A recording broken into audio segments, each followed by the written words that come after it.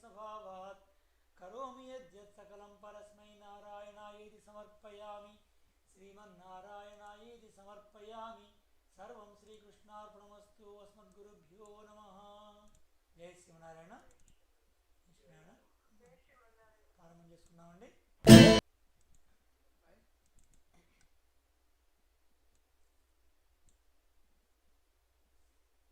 முப்பத்து மூவர மரர்க்கு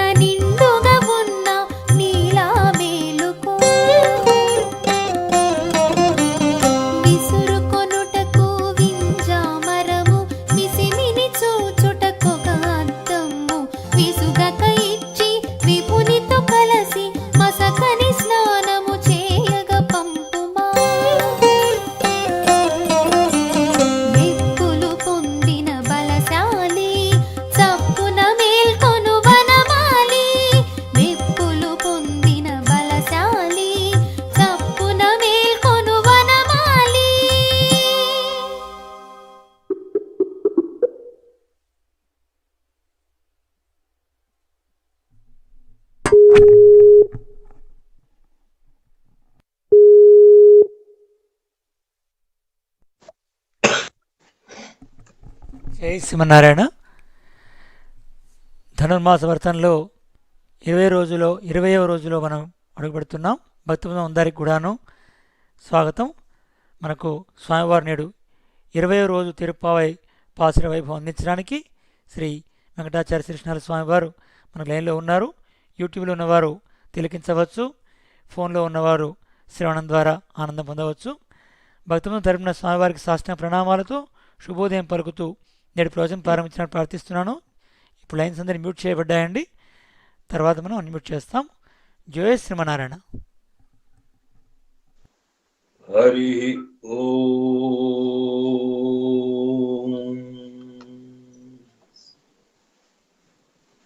అస్మద్గురుభ్యో నమః. శ్రీమతే రామానుజాయ నమః. శ్రీమన్నారాయణ చరణౌ శరణం ప్రపద్యే. శ్రీమతే నారాయణాయ నమః.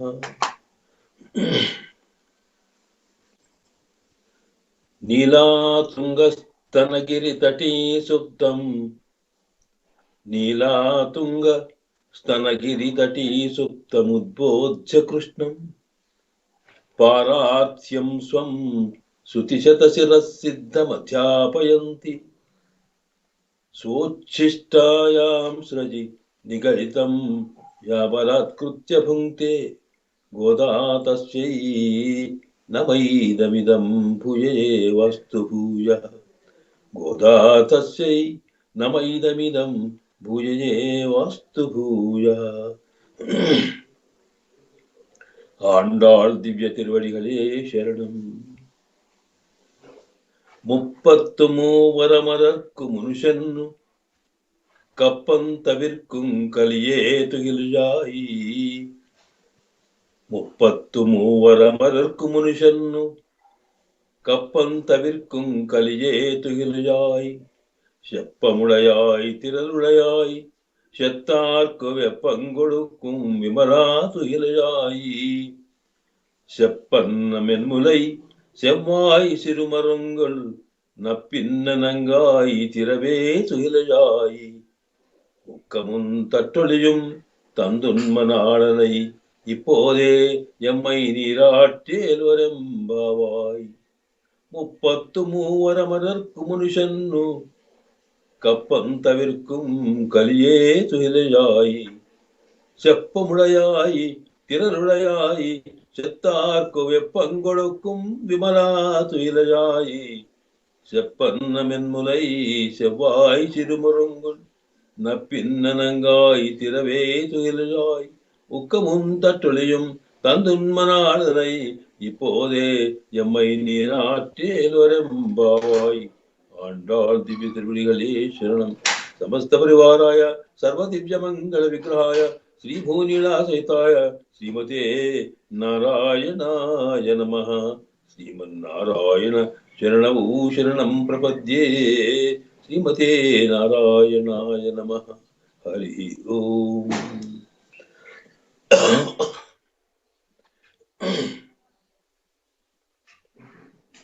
పరమ పూజ్య భాగవతోత్తములారా, ఈరోజు మన ఆండాళ్ తల్లి కృప చేసిన తిరుప్పావై దివ్య ప్రబంధంలో 20వ పాశరం యొక్క విశేషాల్ని మనం సేవించబోతున్నాం. ఇందులో ప్రధానంగా శ్రీమన్ నారాయణుడే పరతత్వం అని ఉపనిషత్తులు చెబుతూ ఉన్నాయి. వేదం పరమాత్మ తత్వాన్ని నిర్ణయించే సందర్భంలో సకల విధ శృతి వాక్యాల అర్థాన్ని సమన్వయపరిచి అందులో తేలిన సారాంశంగా ఈ ప్రపంచ సృష్టి స్థితి లయములకు అన్నిటికీ కూడా మూల కారణమైన పరమాత్మ తత్వం శ్రీమన్నారాయణుడే అనేది నిర్ణయింపబడింది విశిష్ట అద్వైత సిద్ధాంతంలో. అందువల్ల జీవులమైన మనం మోక్ష ప్రాప్తి కోసము కాదా ఈ ప్రపంచంలో సంసారంలో ఉంటూనే మనకు కావలసిన ఇతర ఫలాల కోసము ఆశ్రయించవలసిన ప్రార్థించవలసిన పరమాత్మ తత్వం శ్రీమన్ నారాయణుడే. అంటే లక్ష్మితో కూడిన నారాయణుడు అని అర్థం. లక్ష్మి నారాయణుడు ఇద్దరు కలిసినదే ఒక తత్వం. నారాయణుడు ఒక వ్యక్తి అయితే లక్ష్మీదేవి ఆయన శక్తి. ఆ శక్తి నారాయణ యొక్క అంతస్సులో లోపల ఉంటుంది. అతని హృదయంలో అమ్మవారు లక్ష్మీదేవి వేంచేసి ఉంటుంది అనేది మనం చూస్తున్నాం కనుక ఆయన వక్షస్థలంలో ఆయన గుండెలో ఉండగలిగేటువంటిది ఏమిటి అంటే పరమాత్మ యొక్క సంకల్పం అన్నమాట. ఆలోచనకు మూలమైనటువంటి మనస్సు. అందులో వేంచేసి ఉండేది అమ్మ అన్నప్పుడు దాన్ని తత్వంలో స్పష్టంగా అర్థం చేసుకుంటే పరమాత్మ యొక్క సంకల్పము అంటే ఆయన ఆలోచన విధానము, ఆయన యొక్క భావము అదే లక్ష్మీ రూపంలో మనకు ఆకారంలో కనిపిస్తున్నది. కనుక వ్యక్తికి అతని ఆలోచనకు ఎలా తేడా ఉండదో అలాగే పరమాత్మకి నారాయణుడికి, శ్రీదేవికి, లక్ష్మీదేవికి అలా తేడా లేదన్నమాట. అయితే ఇక్కడ ఆమెను శక్తి అన్నాం. శక్తి అనేది రకరకాల ఉంటుంది. ప్రధానంగా అన్నిటికన్నా ముఖ్యమైనది సంకల్ప శక్తి. అంటే మన ఆలోచన విధానం యొక్క గొప్ప శక్తి అన్నమాట. మనం ఏది అనుకుంటామో దాన్ని చేయడం అనేది ఉన్నప్పుడు గట్టిగా మనసులో ఆలోచించుకొని ఉండడాన్ని సంకల్ప శక్తి అంటాం. ఆ సంకల్ప శక్తి అంటే మనం సామాన్యంగా ఒక కార్యం చేయాలనుకున్నప్పుడు, ఒక పని చేయాలనుకుంటే ముందు దాని గురించి మనం ఆలోచిస్తాం. ఆ తర్వాత మన ఆలోచన విధానాన్ని అమలుపరిచే రూపంలో దాన్ని కార్యరూపంలోకి తీసుకొస్తాం. అంటే మనం అనుకున్న దాన్ని మళ్ళీ అంటే పనిలో దాన్ని రూపకల్పన చేసి దాన్ని పనిలో చేయడం అనేది మనకు కనిపిస్తుంది. కనుక ఆలోచన దగ్గర ఒక శక్తి అయితే అది లోపల ఉండేది, గుండెలో ఉండేది కనుక అది సంకల్పము శక్తి కనపడకుండా ఉంటుంది. అది ఎప్పుడైతే బయట వస్తుందో, అంటే మనం అనుకున్నది మనం చేయడం మొదలు పెడతామో, ఆ చేసేటప్పుడు మనం అనుకున్నదే చేస్తున్నాం కనుక ఆ చేసేటప్పుడు చేసే పని లోకానికి కనిపిస్తుంది.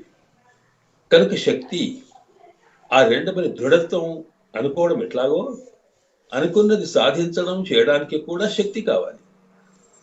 కనుకనే అమ్మవారికి రెండు రకాల శక్తులు ఉన్నాయన్నమాట. రెండు స్వరూపాలు ఉన్నాయి.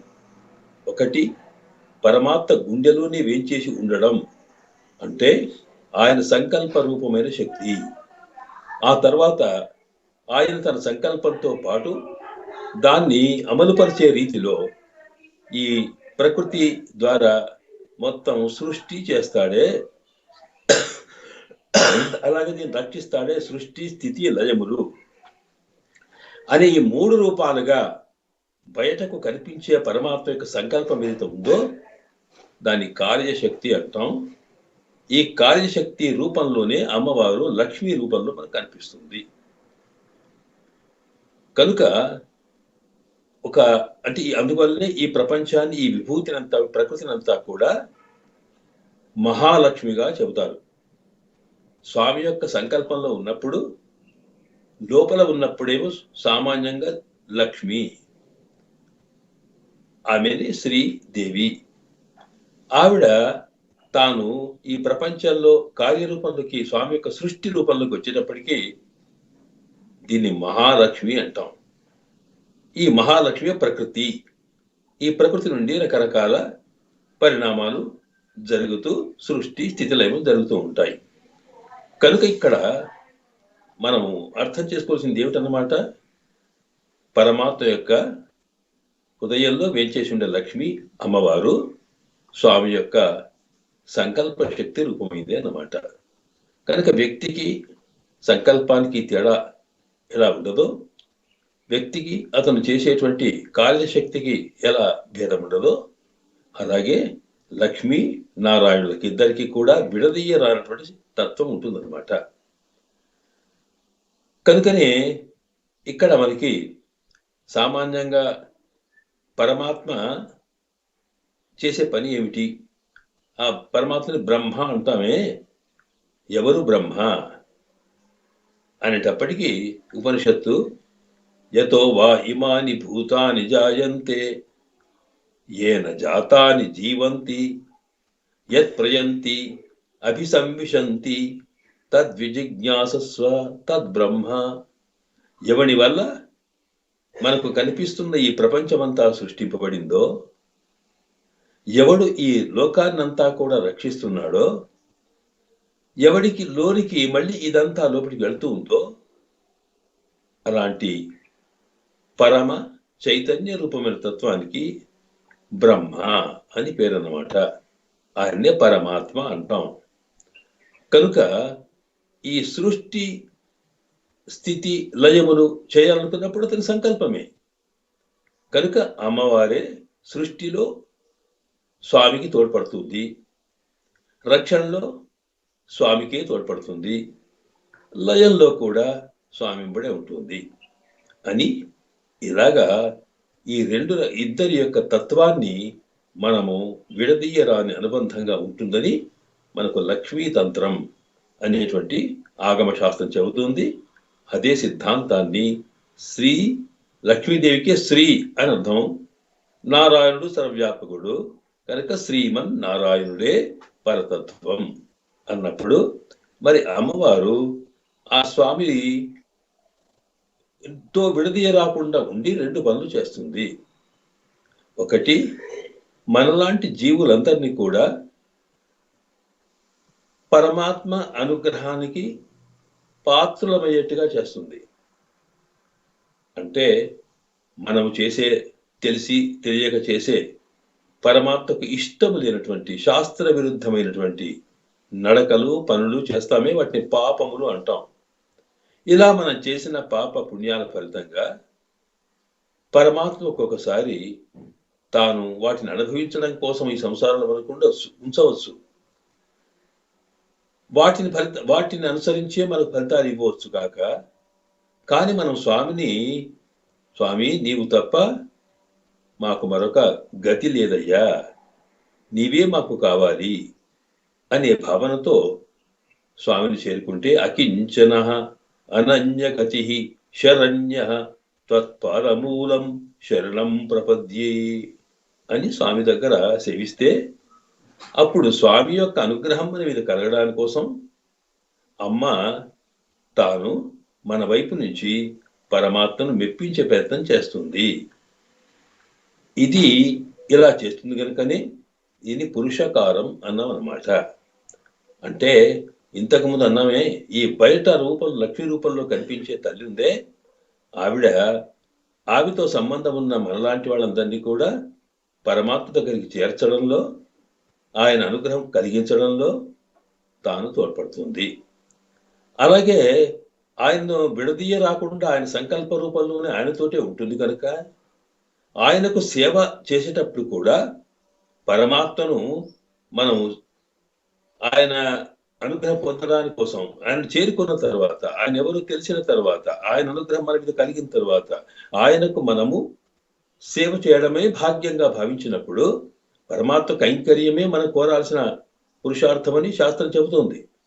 ఆ చేసేటప్పుడు కూడా ఆవిడ తనను విడదీయ రాకుండా ఆయనతోటే ఉంటుంది కనుక ఆ ఉన్నప్పుడు అక్కడ కూడా మనకు తోడ్పడుతుందట. అంటే ఏమిటి? పరమాత్మకు సేవ చేసేటప్పుడు నారాయణతో పాటు లక్ష్మీదేవి కూడా అక్కడ ఉంటుంది. ఎందుకంటే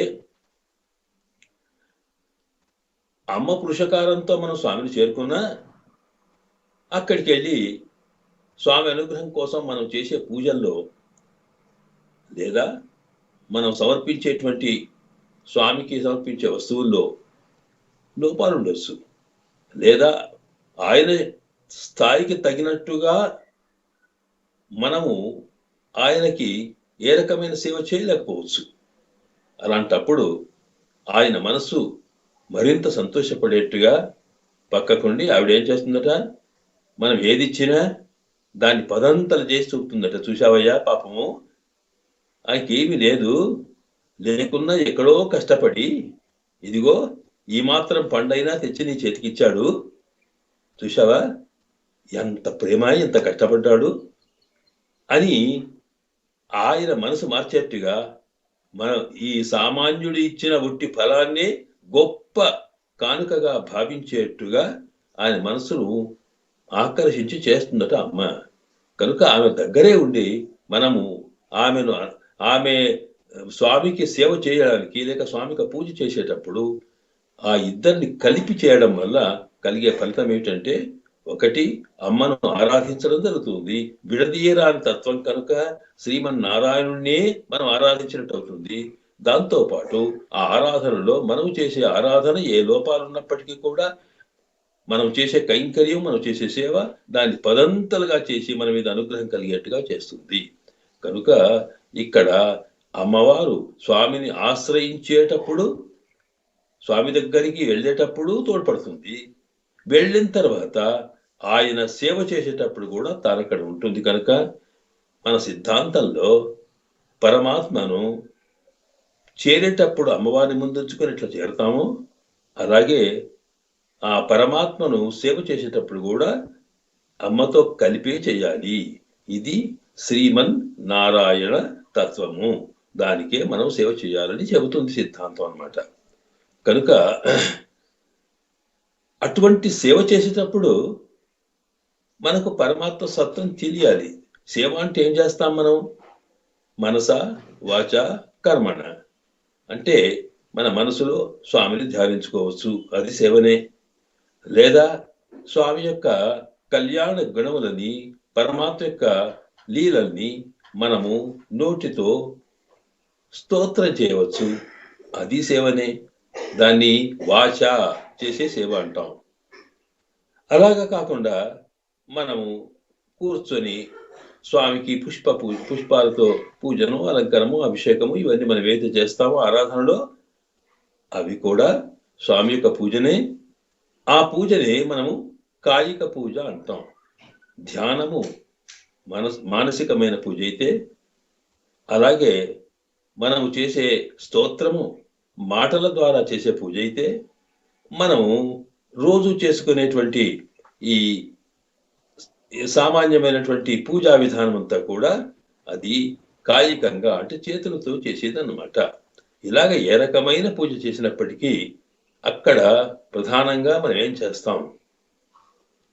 ఆ తత్వం తెలియాలి మనకు. అమ్మను స్వామిని కూర్చోబెట్టినా వాళ్ళు ఎలాంటి వాళ్ళు అన్నప్పుడు సామాన్యంగా మనసులో ధ్యానించిన, కాకపోతే పరమాత్మని మనం స్తోత్రం చేసిన, ఆయన యొక్క కళ్యాణ గుణములు, ఆయన లీలలు ఇవన్నీ మనకు తెలియాలి. కనుక ఇక్కడ వేదం కూడా పరమాత్మ ఎట్లా ఉంటాడు, ఆయన స్వరూపం ఏమిటి అన్నప్పుడు ఆయన సకల కళ్యాణ గుణపూర్ణుడు. ఆయనకు 2 లక్షణాలు ఉన్నాయట. ఒకటి, ఆయనకి ఎలాంటి మన దగ్గర ఉన్నటువంటి దోషాలు లాంటివి ఏమీ లేవు అనేవి. అఖిల హేయ ప్రత్యనీకనాయి అని అంటుంది. అంటే లోకములో హేయమైనవి, పనికి రానటువంటి ఎన్నో లక్షణాలు ఇక్కడ మన దగ్గర ఉంటాయి. అలాంటి ఏమీ లేనివాడు ఆయన. లేకపోవడమే గాక కళ్యాణ గుణాకరణాయి, అంటే లోకానికి అందరికీ మంచి చేయగలిగే గుణాలు అతని దగ్గర ఉన్నాయి. దోషములు లేవు, అద్భుతమైన గుణములు ఉన్నవాడు అని 2 లక్షణాలు అక్కడ ఉన్నాయి. కనుకనే వీటిని ఉపనిషత్తుల్లో ఆయన నిర్ణయం చేసేటప్పుడు 2 రకాల మాటలు ఉన్నాయి. పరమాత్మను వర్ణించేటువంటి మాటలు శృతులు అంటామే. ఆ శృతులు 2 రకాలు ఉన్నాయి. ఒకటేమో ఆయనకి కళ్యాణ గుణములు ఉన్నట్టుగా ఒక వాక్యం చెబుతుంది. లేదు నిర్గుణం నిరంజనం అని గుణములు లేనట్టుగా ఒక వాక్యం చెబుతుంది. చాలా మంది ఇతర సిద్ధాంతాల్లో సర్వేశ్వరుడికి రూపము లేదు, గుణము లేదు అని దానికి ముఖ్యమైన వాక్యాలు అవుతున్నాయి, వాటిని తీసుకొని చెబుతారు. మిగతా వాటిని అంతగా వాళ్ళు పట్టించుకోరు. కానీ మన సిద్ధాంతం, విశిష్టాద్వైత సిద్ధాంతం, స్వామి కళ్యాణ గుణపూర్ణుడు అని, నిర్గుణుడు అంటే పనికిరాని మనలాంటి దోషములు లేనివాడు అని అర్థం చేసుకోవాలి. కానీ ఆయనలో ఎలాంటి గుణములు లేవని కాదు అని అంటూ మనకు సకల గుణ విశిష్టుడై దోషములు లేనటువంటి మంచి చక్కని కళ్యాణ గుణ విశిష్టుడైన స్వామి అని పరమాత్మతో చెబుతాం. కనుక ఆయన గుణాకరుడు. ఈ గుణములు ఎన్ని అనేటప్పటికీ ఇన్ని అన్ని అని చెప్పడానికి వీల్లేదట. అందువల్లే భగవద్ రామానుజుల వారు భగవతత్వాన్ని, శ్రీమన్నారాయణ తత్వం చెప్పేటప్పుడు కళ్యాణ గుణ గణ మహోదరే అని పిలుస్తారు. అంటే స్వామి నీలో ఎన్ని మంచి గుణాలు ఎన్ని ఉన్నాయో ఇన్ని చెప్పడానికి లేదు. సముద్రంలో నీళ్ళెన్నో, అంతకన్నా ఎక్కువగానే నీలో అనంతమైనటువంటి గుణపూర్ణులు మీరు అని వారి యొక్క దివ్యమంగళ విగ్రహం యొక్క గుణములు గాని, ఆత్మగుణములు గాని, లీలలు గాని ఇవన్నీ చెబుతాయి. కనుక వాటిని తెలుసుకొని వాటిని మనం స్మరించుకోవడమే స్తోత్రం చేయడం అన్నమాట. కనుక అలాంటి గుణములు ఎన్ని ఉన్నా వాటిని మొత్తం కూడా మన శాస్త్రంలో మన వాళ్ళు మన విశిష్ట అద్వైత సంప్రదాయంలో వాటిని 2 రకాలుగా చేశారు. అంటే స్వామికి ఉండేటువంటి కళ్యాణ గుణములని 2 భాగాలుగా చేశారన్నమాట. ఒకటి పరమాత్మ దగ్గరికి మనం చేరుకునేట్టుగా వెళ్ళడానికి మనము సాహసించేట్టుగా అతనిలో ఆకర్షించే గుణాలు, వాటిని మనం ఆశ్రయణ, సౌకర్య, ఆపాదక గుణములు. అంటే జీవులు పరమాత్మని ఆశ్రయించడానికి, చేరుకోవడానికి సులభమైనటువంటి సౌకర్యాన్ని కలగజేసే గుణములు పరమాత్మలో ఉన్నాయి. వీటిని ఆశ్రయణ, సౌకర్య, ఆపాదక గుణములు అంటాం. అంటే ఏమన్నమాట అంటే పరమాత్మ మనకు కనిపించిన వాడు, ఆయన బ్రహ్మ, ఆయన సృష్టి స్థితిని లయం చేసేవాడు. అసలు మనం సామాన్యులం. మనలాంటి వాళ్ళము పరమాత్మను ఎక్కడ చేరుకోగలుగుతాము, లేక ఆయన ఎక్కడ చూస్తాము అనేటువంటి భావన లేకుండా ఉండడం కోసం ఉన్న గుణములు అన్నమాట. పరమాత్మ పరత్వము కలవాడు అంటామే అందరికన్నా. నతత్సమ అభ్యధికచ్చ దృశ్యతే. ఆయనతో సమానమైన వాడు కానీ ఆయన కన్నా పైన వాడు ఇంకొకటి లేనే లేడు. అటువంటి చైతన్యం కన్నా పరాత్ముడి దగ్గరికి ఆయనను మనం చేరుకోవాలంటే మనము ఎన్నో రకాల రకరకాల పాపాలు చేస్తూ రకరకాల జన్మల్లో ఉంటూ అనేకమైన మరణాలతో కూడుకున్నటువంటి ఈ జీవులము పరమాత్మను ఎట్లా పొందుతాము అని మనకు భావన కలిగే అవకాశం ఉన్నది. కనుక సామాన్యంగా లోకంలో అందరికన్నా చాలా ఏదో స్థాయిలో అధికారంలోనో లేకపోతే ఇతరులు చాలా గొప్పవాడైతే అబ్బా ఆయన దగ్గరికి మనం ఎట్లా పోతామండి, మనం పోలేమే అని అనుకున్నప్పుడు ఆయనలో ఏంటంటే పెద్దవాడిలో ఈ చిన్నవాళ్ళను రాగలిగి వచ్చేట్టుగా దగ్గరికి వచ్చేట్టుగా చేసే గుణములు ఉంటే వాటిని మనం ఆశ్రయణ, సౌకర్య, ఆపాదక గుణములు అంటాం. పరమాత్మలో కూడా 4 గుణాలు ఉంటాయట. ముఖ్యంగా 4. ఒకటి స్వామిత్వం. అంటే పరమాత్మ జీవాత్మలకు మధ్యన స్వామిత్వ సంబంధం ఉంది. అంటే స్వామిత్వం అంటే యాజమాన్యం అన్నమాట. ఇక్కడ మనము స్వామి యొక్క సొత్తు, ఒక సొత్తు ఉందనుకోండి, ఒక వస్తువు ఉంటే ఆ వస్తువు ఎవడిది, ఓనర్ ఎవడు, అది ఓనర్షిప్ అన్నమాట. స్వామిత్వం అంటే ఎవడు ఓనరో ఎవడు స్వామియో వాడికే ఈ వస్తువు చెంది ఉంటుంది. అలాంటప్పుడు అప్పుడేమిటి ఆ సొత్తును తీసుకును రక్షించుకును చూడడానికో కావలసినటువంటి పరిస్థితి అంతా స్వామికే ఉంటుంది. అట్లాగా మనకు ఆయన స్వామి అని భావన కలిగినప్పుడు మనము వెళ్ళేదేమిటి కనుక ఆయన వస్తువును ఆయనే తీసుకుంటాడు అని ఈ సంబంధం గుర్తెరిగితే స్వామికి మనకున్న సంబంధము స్వామికి సొత్తుకున్న సంబంధం లాంటిది స్వామి సంబంధం అంటాం. అప్పుడు ఏమవుతుంది, మావాడే కదా నేను వెళ్ళడానికి ఏముంది అనే భావన కలుగుతుంది అన్నమాట. తండ్రి దగ్గరికి కొడుకు పోవడానికి భయపడతాడు, మా నాన్నే అనుకున్న భావన కలిగినప్పుడు ఎలా వెళ్తామో ఆ తండ్రిలో కొడుకును ఆకర్షించేటువంటి గుణం ఎలా ఉంటుందో అలాగే పరమాత్మలో కూడా స్వామిత్వము అని ఒక లక్షణం ఉంది. అంటే అంటే ఇది మనం అతనికి చెందిన వాళ్ళము అనే భావన మనలో కలిగితే ఆయన మావాడే, నేను ఆయన సంబంధించిన వాడినే కనుక నేను అక్కడికి పోకపోతే ఇంకెక్కడికి పోతాను అనుకున్నాం అనుకోండి, అప్పుడు ఏమవుతుందంటే ఆయన దగ్గరికి పోవడం చాలా సులభం. కనుక ఆయన స్వామిత్వం ఒక లక్షణం ఉంది. రెండవది వాత్సల్యం, దయ ఎక్కువ ఆయనకి. దయ అంటే ఇక మనం ఏమి చేసినా సరే, వాత్సల్యం అంటే అర్థం ఏంటంటే ఇక్కడ దోషాన్ని కూడా భోగ్యంగా భావించడం. అంటే మనము చేసిన తప్పులు ఎన్నున్నప్పటికీ కూడా నువ్వు ఈ తప్పు చేశావు అని కూడా అనడం కాదు. దీన్ని 2 రకాల ఉంటుంది. ఒకటి ఏమిటంటే తప్పులు చేస్తే క్షమించడం. అంటే తప్పులు చేశాడని గుర్తించి నువ్వు తప్పు చేశావయ్యా పర్వాలేదులే అని క్షమించడం అనేది ఒక లక్షణం. అలా కాకుండా తప్పు చేశాడని అది చూచి ఆ తప్పే కాదు, చాలా మంచి పని చేశాడు అని అనుకోవడం రెండవది. అంటే మనం చేసిన తప్పునే గొప్పగా గుణంగా భావించడం, దాన్నే దోషమును భోగ్యంగా భావించడం అంటాం. ఒక ఆవు తన దూడ మీద ఉన్న మైలను తాను అదే భోగ్యంగా ఎట్లా అనుభవిస్తుందో, ఎలా తీసుకుని నాకెంత సాఫ్ చేస్తుందో, అట్లాగే పరమాత్మ కూడా మనము ఇన్ని తప్పులు చేశామనే భావన కాకుండా, చేసిన తప్పుల్ని అబ్బా నా కోసమే చేశాడు ఈయన అన్నంతగా ప్రేమ చూపుతాడట. ఎక్కడ ప్రేమ కనిపిస్తుందో, ఎక్కడ మన దోషములు చూడకుండా దోషములే భోగ్యంగా భావించబడుతుందో, అక్కడికి మనం వెళ్ళడానికి మనకు భయం ఉండదు.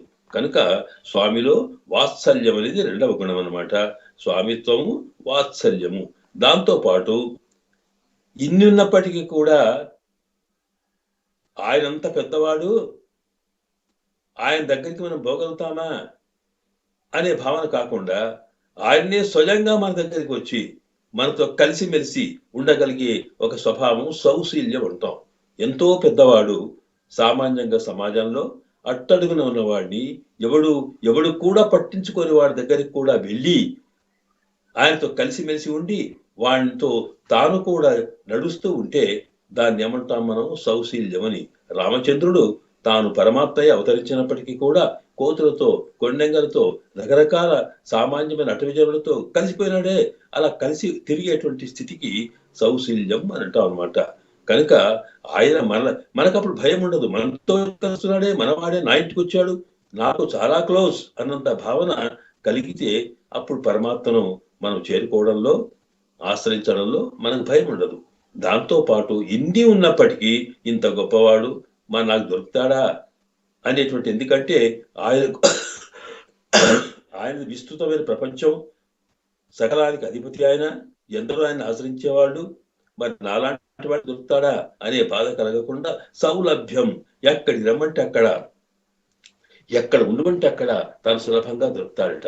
ఎందుకంటే అందువలనే తాను పరాత్ముడై ఉండి సర్వవ్యాపకుడైన పరమాత్మ వైకుంఠంలో ఉండేవాడు కూడా మనం ఏదో విగ్రహం చేసి ఆ విగ్రహంలోకి పరమాత్మ నువ్వు ఇందులో చేరుకోవయ్యా అని అనుకొని ప్రార్థిస్తే ఆ విగ్రహంలో చేరి పోతున్నాడు ఆయన. అది పరమాత్మ స్వరూపంగా చేరిపోతున్నది. సామాన్యంగా మనం మట్టితో చేసినా అందులోకి వస్తున్నాడు, మనం రాగితో చేసినా అందులోకి వస్తున్నాడు. ఏది లేకపోతే గుడిసెలో ఉండమంటే గుడిసెలో ఉంటున్నాడు, లేకపోతే గూట్లో ఉండమంటే గూట్లో ఉంటున్నాడు. ఇలాగా మనకు అర్చాస రూపంలోకి వేయించేసి విగ్రహ రూపంలోకి వచ్చిన పరమాత్మ అంటే వైకుంఠంలో ఉండే పరమాత్మలో ఎన్ని గొప్ప ఉన్నాయో, అలాగే ఇతర రాముడిగా కృష్ణుడిగా అవతరించినప్పుడు ఎంత శక్తులు ఉన్నాయో అంత శక్తులతో పాటు తాను ఇక్కడ అర్చారూపంలో వచ్చి వేంచేసి ఉన్నాడే. ఈ లక్షణాన్ని మనం సౌలభ్యం అంటాం అన్నమాట. సులభంగా మనకు అంటాడు, మనని విడవకుండా ఉంటాడు, మనతో కలిసి ఉంటాడనడానికి నిదర్శనం ఏమిటి అంటే, మనమేమో ఈ లోకంలో పుడితే మనం చేసుకున్న కర్మల ఫలితంగా ఈ శరీరంలోకి వస్తే మన వెంబడి తాను కూడా వస్తాడట. అనేన జీవేన ఆత్మనాను ప్రవిశ్య నామరూపే వ్యాకరవాణి అని. ఈ మనం ఒక శరీరంలోకి వస్తే మనతో పాటు ఇక్కడ వచ్చి ఉండి ఎప్పటికీ మన లోపలనే అంతరాత్మగా ఉన్నాడు అని మనకు తెలుసు కదా. అంతరాత్మగా అంటే మనతోటే ఉన్నాడు ఆయన. కనుక ఇది సౌశీల్యం, ఇంతకంటే ఏం కావాలి? ఎప్పుడు చూసినా స్వామి మనలోనే ఉన్నాడు, ప్రతి వ్యక్తిలో ఉన్నాడే. ఎందుకని అందులో లేడని సందేహం అన్నామే. కనుక అలాంటి సౌశీల్యం సామాన్యుడు ఇది పక్ష, ఇది పశువా, ఈ వ్యక్తి, వీడు ఉన్నవాడా, వీడు లేనివాడా అని లేకుండా ప్రతి ఆత్మకి అంతర్యామిగా ఉండి వాళ్ళకి అందుబాటులో ఉన్నాడే. అలాంటి గుణాన్ని సౌశీల్యం అంటాం. అట్లాగే ఎక్కడ పడితే అక్కడ మనకు ఏ రూపంలో రమ్మంటే ఆ రూపంలో, ఒక సామాన్యమైన ఒక ఒక రాయిని చూచి దానికి ఒకసారి ఏదో బొట్టు పెట్టి దండ స్వామి నువ్వు దేవుడివి అంటే అదే దేవుడిగా మారుతున్నాడు ఆయన. ఇది సులభం. కనుక ఈ రకంగా స్వామికి 4 గుణాలు మనను ఆయన చేరుకోవడానికి పనికొచ్చే గుణాలన్నమాట. వీటినే స్వామిత్వం, వాత్సల్యం, సౌశీల్యం, సౌలభ్యం. ఇలా 4 గుణాల కారణంగా, ఎన్నో గుణాలు ఉన్నాయి, ప్రధానమైన 4 గుణాల కారణంగా మనం పరమాత్మ దగ్గరికి మనకి ఎన్ని ఆపత్తులు వచ్చినా, ఎన్ని రకాల పరిస్థితులున్నా మనం వెళుతాము, స్వామిని ప్రార్థిస్తాము. ఎందుకంటే తప్పకుండా ఆయనకు మనకున్న సంబంధాన్ని దృష్టిలో పెట్టుకునో, ఆయనకుండే ప్రేమను దృష్టిలో పెట్టుకునో, ఆయనకుండే కళ్యాణకును దృష్టి పెట్టుకునో మనను తప్పకుండా రక్షిస్తాడు అని ఆయనను ఆశ్రయించడానికి మనకు పనికొచ్చే గుణాలు అన్నమాట. ఇవి మనకు తెలియకపోయినా మనకు ఆచార్యులు చెప్తారు.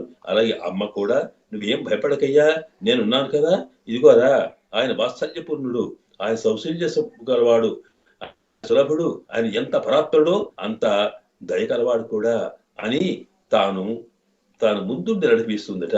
కనుక ఇలాగా పరమాత్మ దగ్గరికి చేరుకోవడానికి పనికొచ్చేటువంటి లక్షణాలని ఆశ్రయ, సౌకర్య, ఆపాదక, కళ్యాణ గుణములు అంటామన్నమాట. ఇవి 4.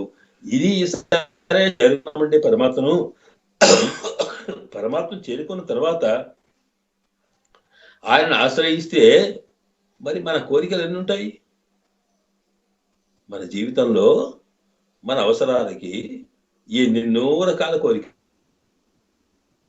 ఒక్కొక్కసారి అవి మనకు సామాన్యం అవుతాయా లేదా అనేటువంటి స్థితి కూడా ఉంటుంది. అలాంటి ఎన్నో కోరికలను కూడా తీర్చగలిగేటువంటి లక్షణాలు అక్కడ ఉండాలి.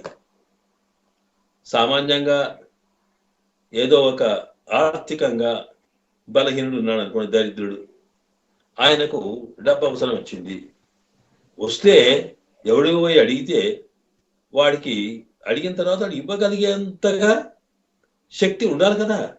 కనుక మనకు సహాయం చేయాలని కోరిక ఉన్నా వాడికి ఆ శక్తి ఉండాలి. కనుక పరమాత్మకి మనం ఏది కోరితే అది ఇవ్వగలిగే శక్తి సంపన్నుడు ఆయన.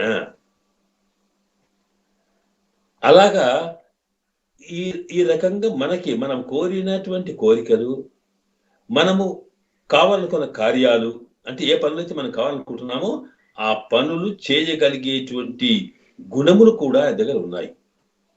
వాటిని శాస్త్రంలో ఆశ్రిత కార్య, ఆశ్రయించిన వాడి యొక్క కార్యము అంటే పనిని ఆపాదక చేయగలిగే గుణములు, దగ్గరికి వచ్చే మనం ఆశ్రయించేట్టుగా చేసే గుణములు వేరైతే, మనం ఆశ్రయించిన తర్వాత మనం అనుకున్నవి మనకు చేయడానికి గల సమర్థతను చూపగలిగేటువంటివి శక్తి కలిగిన గుణములు కూడా ఆయనకున్నాయట. అలాంటి గుణములు 6 ముఖ్యంగా చెబుతారు. వాటిని షట్ గుణములు. ఆ పరమాత్మ 6 ముఖ్యమైన మనకు కావలసినటువంటి సత్యములు నిర్వర్తించగలిగేటువంటి శక్తి సంపన్నుడు అని చెప్పడం కోసం అతనికి షార్ట్ గుణ్య పూర్ణుడు అంటాం.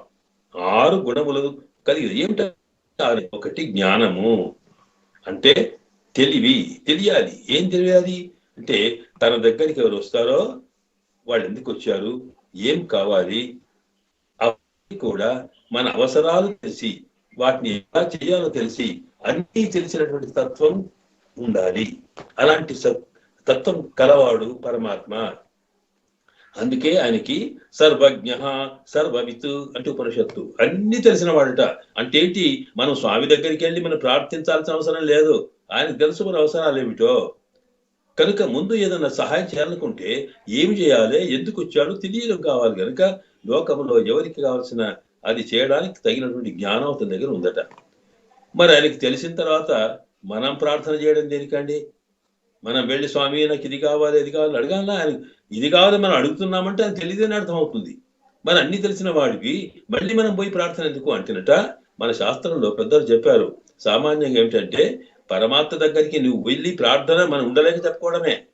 చెప్పుకుంటే కూడా ఆయన ఎందుకు వింటాడంటే ఆయనకు మన మీద ఎంత ప్రేమ అంటే మనం మాట్లాడక ఆయన దగ్గరికి వెళ్ళి ఏదో మాటలు మాట్లాడుతుంటే మన మాటలు విని సంతోషపడడం కోసం మాత్రమే వింటూ ఉంటాడట. అంతేకాని మనకేం కావాలో అది తెలియక కాదు. కనుక మనకు మన కార్యాలు చేయాలనుకున్నప్పుడు మన అవసరం ఏమిటి, మనం ఎందుకు చేయాలి, ఎలా చేయాలి అనే అంశం తెలిసినవాడు ఆయన. ఒక్కటి కాదు, సర్వం తెలిసినవాడు. కనుక అతనికి జ్ఞానం అనేది ఒక కళ్యాణ గుణం. అలాగే తెలిస్తే సరిపోయిందండి, ఒట్టిగా తెలిస్తే లాభం. మరి ఆ తెలిసింది మనకు సహాయం చేయగలిగే శక్తి ఉండాలి కదా. మనం అంటామే, అవునండి మీరు చాలా బాధల్లో ఉన్నారు నాకు తెలుసండి, కానీ నేనేం చేయాలి, నా దగ్గర ఏం లేదే అన్నవాడి దగ్గరికి పోయితే ఎలా మనకి. కనుక అట్లా కాదు, ఆయనకు శక్తి ఉందట. శక్తి అంటే ఏమిటి? అఘటిత ఘటనా సామర్థ్యం. అంటే సామాన్యంగా లోకంలో ఇది కాదు ఇది కూడదు అనుకునే దాన్ని కూడా చేయించగలిగే శక్తి సంపన్నుడు పరమాత్మ. కనుక ఆ శక్తి ఎన్ని రకాలు ఉంటుందో చెప్తే పరాస్య శక్తి వివిధైవ శ్రూయతే. ఈయన శక్తి ఎన్ని రకాలంటే మనకి ఎన్ని అన్ని రకాల శక్తి ఉంటుందట. ఆయనకు సంకల్ప శక్తి ఉంటుంది, కార్య నిర్వహణ శక్తి ఉంటుంది, అలాగే మలసే శక్తి ఉంటుంది. ఇలాగే ఎన్ని రకాల శక్తులు, అలాంటి శక్తి సంపన్నుడు అనేది ఇది రెండవది. అంటే మనకేం కావాలో తెలుస్తుంది, తెలియడమే కాకుండా మనకు కావలసిన దాన్ని తాను సాధించి పెట్టగలిగేటువంటి సమర్థత కలవాడు పరమాత్మ అనేది రెండవ గుణం అన్నమాట. అయితే దాంతో పాటు బలము అనేది మూడవ గుణం ఉంటుంది. బలము అంటే మనకు సామాన్యంగా తెలిసిన మాట ఏంటంటే, బలము అన్నప్పుడు బలం అంటే ఏదో శరీర బలమే అనుకోండి, కండ బలమే అంటాం. కండ బలం కాదండి, కండ బలంతో పాటు గుండె బలం కూడా ఉండాలి. బలం అంటే ఏమిటి? సంకల్ప బలం. ఇదిగో ఇది నేను చేసి తీరుతాను అనేటువంటి దాని ఏమిటి మనం అంటాం ఫర్మ్ డెసిషన్, గట్టి దృఢమైనటువంటి ఒక విశ్వాసం అన్నమాట. ఇది నేను చేస్తాను అనేటువంటి దాన్ని కూడా బలం అంటాం. ఈ బలం అనేది అనేక రకాలుగా ఉంటుంది. సామాన్యంగా చూస్తామే మనం, శరీర బలమే కాకుండా ఏమిటి ఆలోచనకు సంబంధించిన బలం కానీ, సంపత్తు ఒక బలమే. వాడికి వాడి బలమంతా డబ్బులో ఉందని, అధికారం ఒక బలమే. ఇలాగ బలం అనేది రకరకాల ఉంటుంది. కనుక సృష్టిలో ఉన్న సకల బలములు ఆయనకు ఉన్నాయట. ముఖ్యంగా చూచారా, ఇంత ప్రపంచాన్ని సృష్టించగలిగేటువంటి జ్ఞానము కలవాడు, సృష్టించిన దాన్ని రక్షించగలిగే శక్తి కలవాడు ఆయనట. కనుక జ్ఞానము అనేది ఉందో, జ్ఞాన బలములు అనేవి సృష్టికి పనికొస్తాయి. కనుక ఇక్కడ బలమటి రక్షించడం అంటే ఏంటి? దృఢమైనటువంటి నమ్మకంతో అన్నమాట. సాధారణంగా శరీర బలం కన్నా వ్యక్తికి ఉండేటువంటి ఆయనకు ఉండేటువంటి సంకల్ప బలం చాలా గొప్పది. ఇది మనకు నమ్మకంకి వస్తే మన జీవితంలో అనేక రకాల సంఘటనలు వస్తుంటాయి. మనం చేయలేమో అనిపిస్తుంది, అయినా సరే ఇది చేసి తీరుతాననే గట్టి పట్టుదల ఏదైతే ఉంటుందో దాని సంకల్ప బలం అంటాం. అలాంటి బలం కలవాడు ఆయన. మనం రక్షించాలి అన్నప్పుడు ఆయన చేసే పని ఏమిటి? సృష్టి, స్థితి, లయములు. అంతే కదా. సృష్టి అంటే మనం ఈ ప్రపంచాన్ని, దాంతోపాటు మనం పుట్టించడం అయిపోయింది. మనం ఇక్కడే ఉన్నాం, పుట్టించాం. ఆ తర్వాత లయం మనం కోరేది కాదు, అది ఎప్పుడు దొరుకుతుందో తెలియదు. కనుక మనం ఉన్నంత కాలము ఆయన చేయవలసింది ఏమిటి అంటే మన రక్షణ. రక్షించడం అంటే ఏమిటి? రక్షించడం అంటే కాపాడడం అంటే ఏమన్నమాట. దాంట్లో రెండు పనులు ఉంటాయి. ఒకటి, మనకు ఏది వద్దనుకుంటామో, ఏది మనకి ఇష్టం ఉండదో దాన్ని తీసేయాలి. రెండవది, మనకి ఏది కావాలో అది ఇవ్వాలి. దాన్ని ఏమంటాం? అనిష్ట నివృత్తి, ఇష్ట ప్రాప్తి.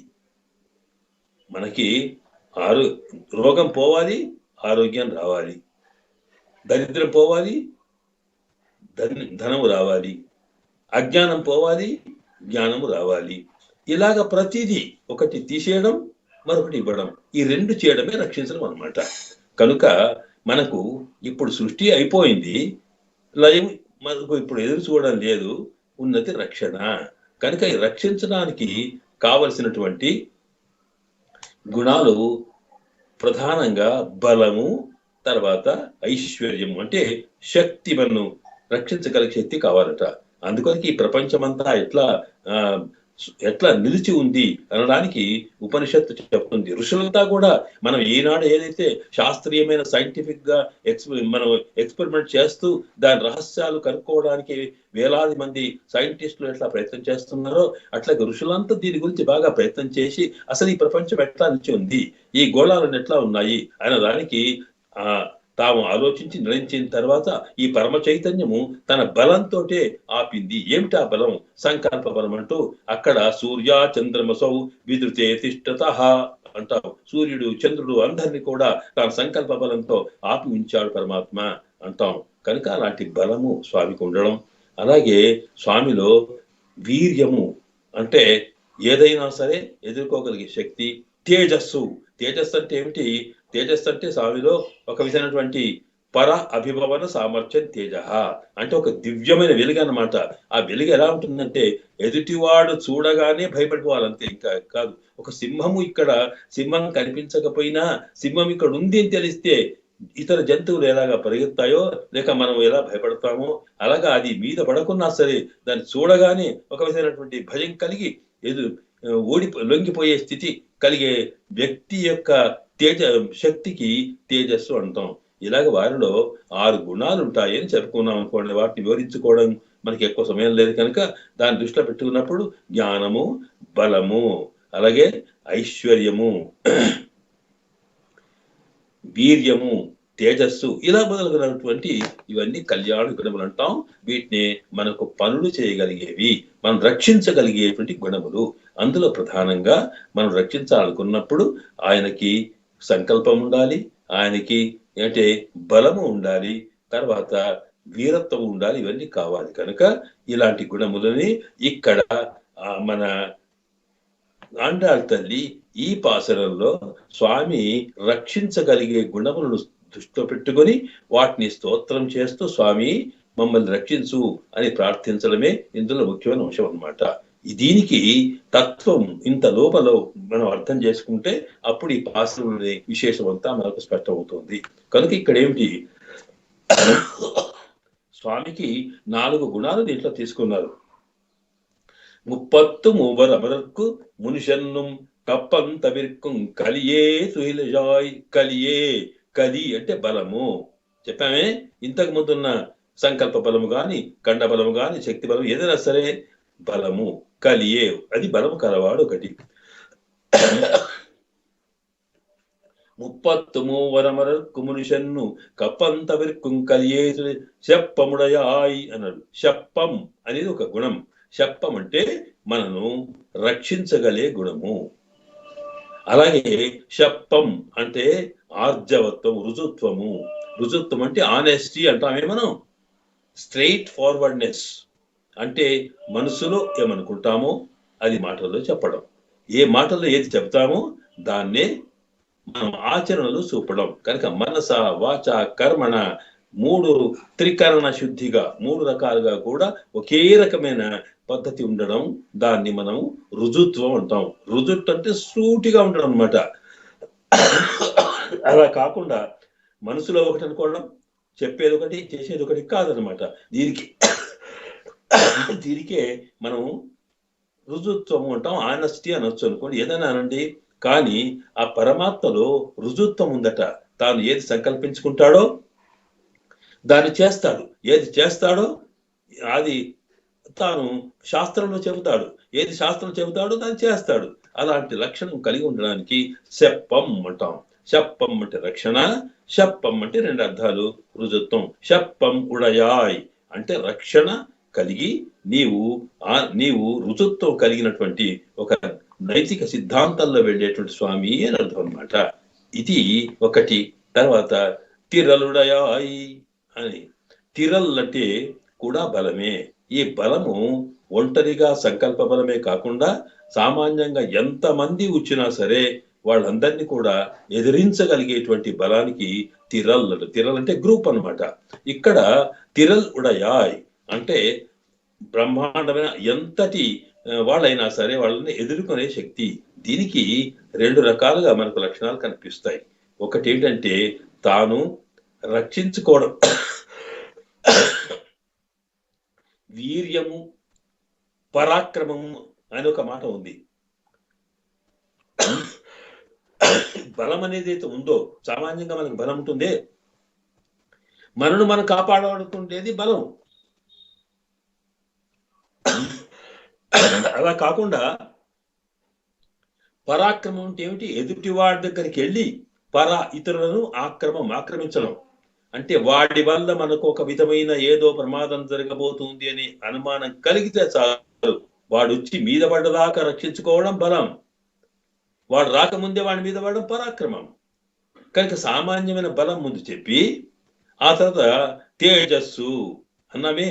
తేజస్సు అనే గుణం ఉంటుంది, అభిభవన సామర్థ్యం, చూడగానే వాడు భయపడేట్టుగా ఉండేది, దాన్ని తిరలుడయాయ్ అన్నారు అనమాట. అంటే స్వామి నీకున్న గుణంలో బలం ఒకటి ఉంది, రెండవది రక్షణ శక్తి ఉంది, దాంతో పాటు రుజుత్వము ఉన్నది, ఆ తర్వాత పరాక్రమం, తేజస్సు అనే గుణం కూడా ఇదో ఉన్నది.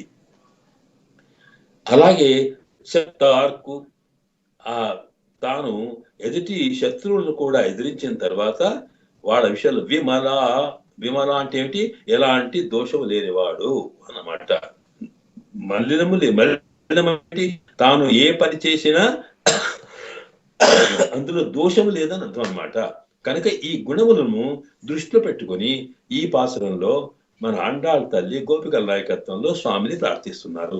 ఒకటి బలము, రెండవది రక్షణ శక్తి, ఆ తర్వాత దాంతోపాటు రుచుత్వము, దాంతోపాటు తాను ఏది చేసినా దాంట్లో దోషము లేకపోవడం, తన తప్పేం లేదు అన్నట్టుగా ఉండడం అనమాట. ఈ గుణములు దేనికి పనికి వస్తాయంటే దాంట్లో ప్రధానమైనది ఏమిటి, రక్షణ. రక్షణ అంటే మనం కాపాడమే కదా. మనం రక్షించాలంటే ముందు ఏం కావాలి, మనకి ఏది కావాలో తెలియాలి, కనుక జ్ఞానశక్తి ఉండాలి.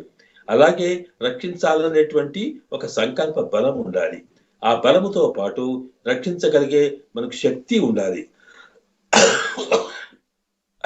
దాంతో పాటు ఎన్ని చేసినా దాంట్లో ఎలాంటి దోషము లేకుండా, అంటే ఏదో తప్పుడు పద్ధతిలో కాకుండా స్వచ్ఛగా చేయగలిగే శక్తి ఉండాలి. ఇవన్నీ ఉన్నాయట స్వామికి. అయితే ఇవి ఎవరి కొరకు ఉన్నాయి ఇక్కడ అంటున్నది మన తల్లి. అంటే స్వామి, నీ చరిత్రనంతా చూస్తే నీవు కళ్యాణ గుణములు కలవాడివే, నీకు అన్నీ ఉన్నాయి. కానీ నీవు సామాన్యంగా ఎవరికి ఇవన్నీ ఉపయోగపెడుతున్నావు అంటే నీ సృష్టిలో 4 రకాల ఉన్నామే. ఒకటే చాతుర్వర్ణ్యం మయా సృష్టం అని భగవద్గీతలో చెప్పాడే, 4 రకాల వర్ణాలని. ఆ 4 రకాల వర్ణాలలో అంటే ఏమిటి, ఏదో బ్రాహ్మణ క్షత్రియ సంగతి వదిలేయండి. సామాన్యంగా పరమాత్మ సృష్టిలో దేవతలు, మనుషులు, అలాగే పశుపక్షాదులు, చెట్లు, చేమలు, ఈ 4 రకాల సృష్టి అయితే ఉందో వీటిలో అందరికన్నా శక్తివంతులు ఎవరు, దేవతలు. వాళ్ళకి అన్ని శక్తులు ఉన్నాయి. సామాన్యులు మనుషులు, ఆ మనుషుల్లో కూడా చాలా బలహీనమైనటువంటి వాళ్ళు, మిగతావన్నీ పశుపక్షాదులు. కానీ పరమాత్మ తాను అవతరించి చేసినటువంటి లీలల్ని పరిశీలిస్తే స్వామి, నీవు చేసిన పనులన్నీ కూడా ఎవరికి ఉపయోగపడుతున్నాయి అంటే నీవు చేసిన పనులు దేవతలకు తప్ప మాకు వచ్చినట్టు కనిపించడం లేదు అని దాన్నంతా చూపిస్తూ ఇక్కడ స్వామి యొక్క కళ్యాణ గుణములను మెచ్చుకుంటూనే చెబుతూనే దాంట్లో తమకుండేటువంటి ఏమిటి అధిక్షేపం అంటే ఆబ్జెక్షన్ అనమాట, దాన్ని ఒక రకంగా ఎత్తి చూపడం అనమాట. మమ్మల్ని నువ్వేం చేస్తున్నావు అనే దృష్టితోటి ఇక్కడ పలుకుతున్నారు. ఎందుకు ఇలా అంటున్నారు అంటే ఇంతకన్నా ముందే ఇప్పుడు ఈ పాసరాల్లోకి వెళ్తే మనము అమ్మ ద్వారా స్వామిని సేవించమన్నారు, ఆచార్యుడిని పట్టుకున్నాం. తర్వాత లక్ష్మీనారాయణులుగా వేయించేసి ఉన్నటువంటి నారాయణుడు కృష్ణుడిగా, అమ్మవారేమో తాను లీలాదేవిగా పడితే వాళ్ళిద్దరున్న చోటికి వెళ్ళాం. వెళ్ళేటప్పుడు అమ్మ పురుషకారంతో చేరుకున్నాం. అమ్మను ప్రార్థించారు ఉందుమదగళిత్తలో, అక్కడికి ఆమె రాలేదు. సరే, రెండవ పాసనకు వెళ్ళేటప్పటికీ ఇద్దరిని కూడా కలిపి సేవించుకున్నారు. ఇందులో వాళ్ళు ఒకరికొకరు మరి నేనంటే నేను అనుకుంటూ వాళ్ళు వచ్చి రక్షించలేదు. ఇక కాకపోగానే ఇప్పుడేమైపోయింది, బయటనేమో ఈ గోపికలంతా ఉండి వాళ్ళు తప్పిస్తున్నారు పాపం. మరి వీళ్ళేమో లోపట కదలడం లేదు, మెదలడం లేదు. దాన్ని బట్టి ఆండాళ్ తల్లికి ఒక ఉద్రేకమైనటువంటి ఒక ఆవేశం వచ్చిందన్నమాట. ఆ ఆవేశంలో పలుకుతున్న మాటలే ఇక్కడ 33 వరకుని ఆ మాట నిన్నచ్చే ప్రారంభమైంది.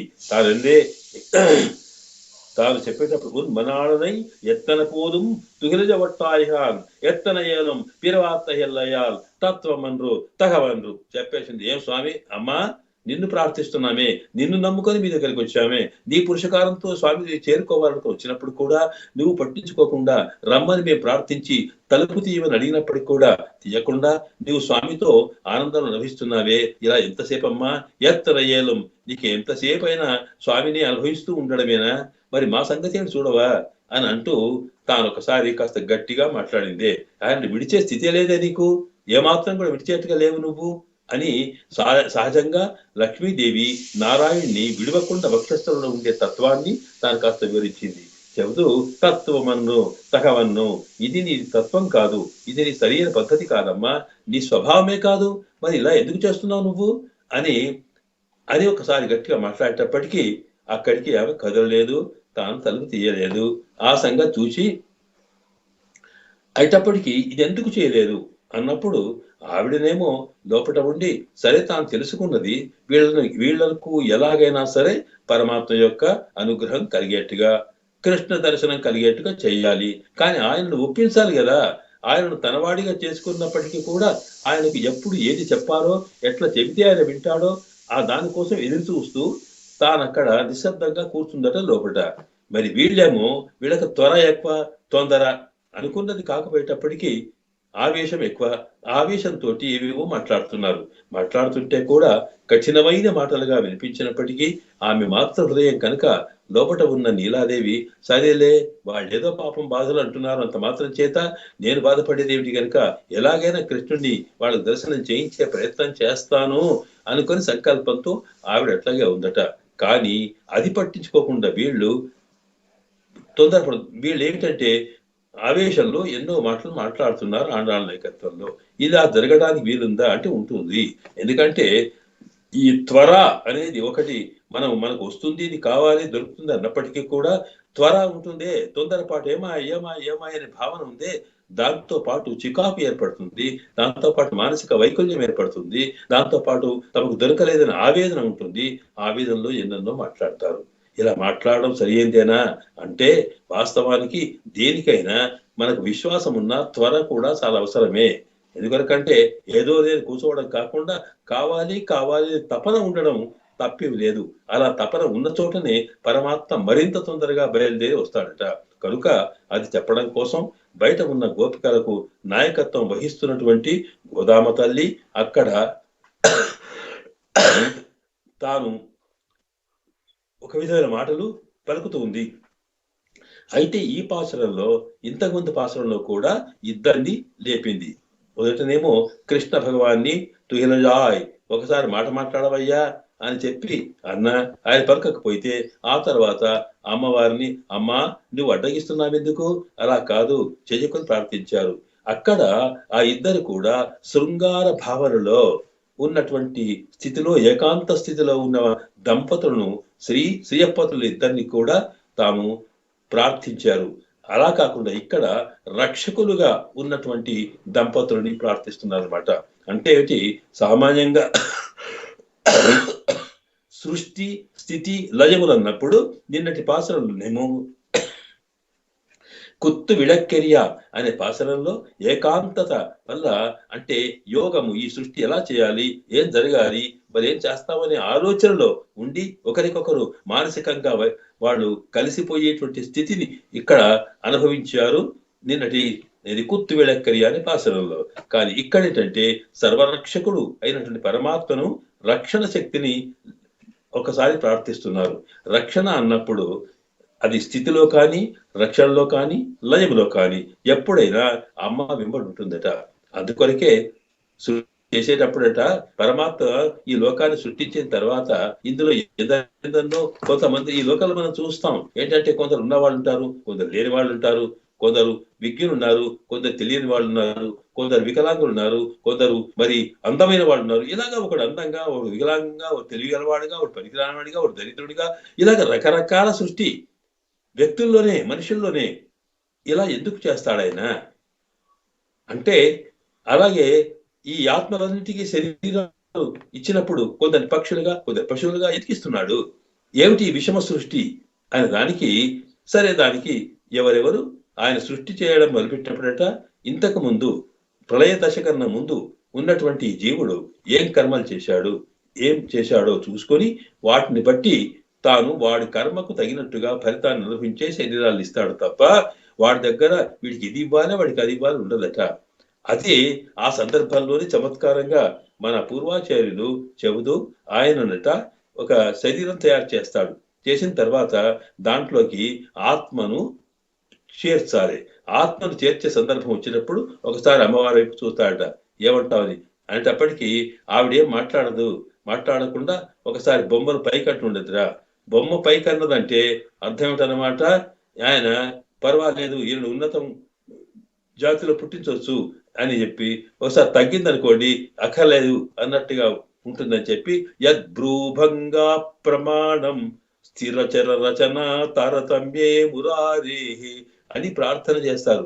అమ్మా నీ యొక్క నీ కనుబొమ్మల యొక్క సంజ్ఞను బట్టే స్వామి ఎవడిని ఎక్కడ పై వాడిని స్థిరంగా ఉంచానా, వాడి జంతువుగా పుట్టించానా, వాడి పైకి జాలి మరి చేస్తాడే, అదంతా నీ ఇష్టమే అని అంటారు. అంటే సృష్టి సమయంలో కూడా అమ్మ ఉంటుంది. ఇక్కడ అమ్మ అనేటప్పటికీ మళ్ళీ మనకు మర్చిపోకుండా జ్ఞాపకం ఉంచుకోవాల్సిన అవసరం ఒకటి ఉంది. అంటే అమ్మ అనేటప్పటికీ పరమాత్మలోని సంకల్పము అన్నమాట. ఆ పరమాత్మ సంకల్పం కలిగినప్పుడు ఎవరిని ఏ రకంగా మనం సృష్టించాలి, ఎవరికి ఏ శరీరాలు ఇవ్వాలనేది ఆయన మనసులో కలిగిన దాన్ని బట్టి సృష్టిస్తుంటాడట. ఎందుకు మరి ఇట్లా ఇస్తాడంటే, నిజానికి ఈ జీవుడు తాను సంపాదించినటువంటి పుణ్య పాపాలు ఎంతో పెద్ద రాశి ఉంటుంది. ఆ ఉన్నదాన్ని అంతా ఒక్కసారే అనుభవింపచేయడానికి వీల్లేదే.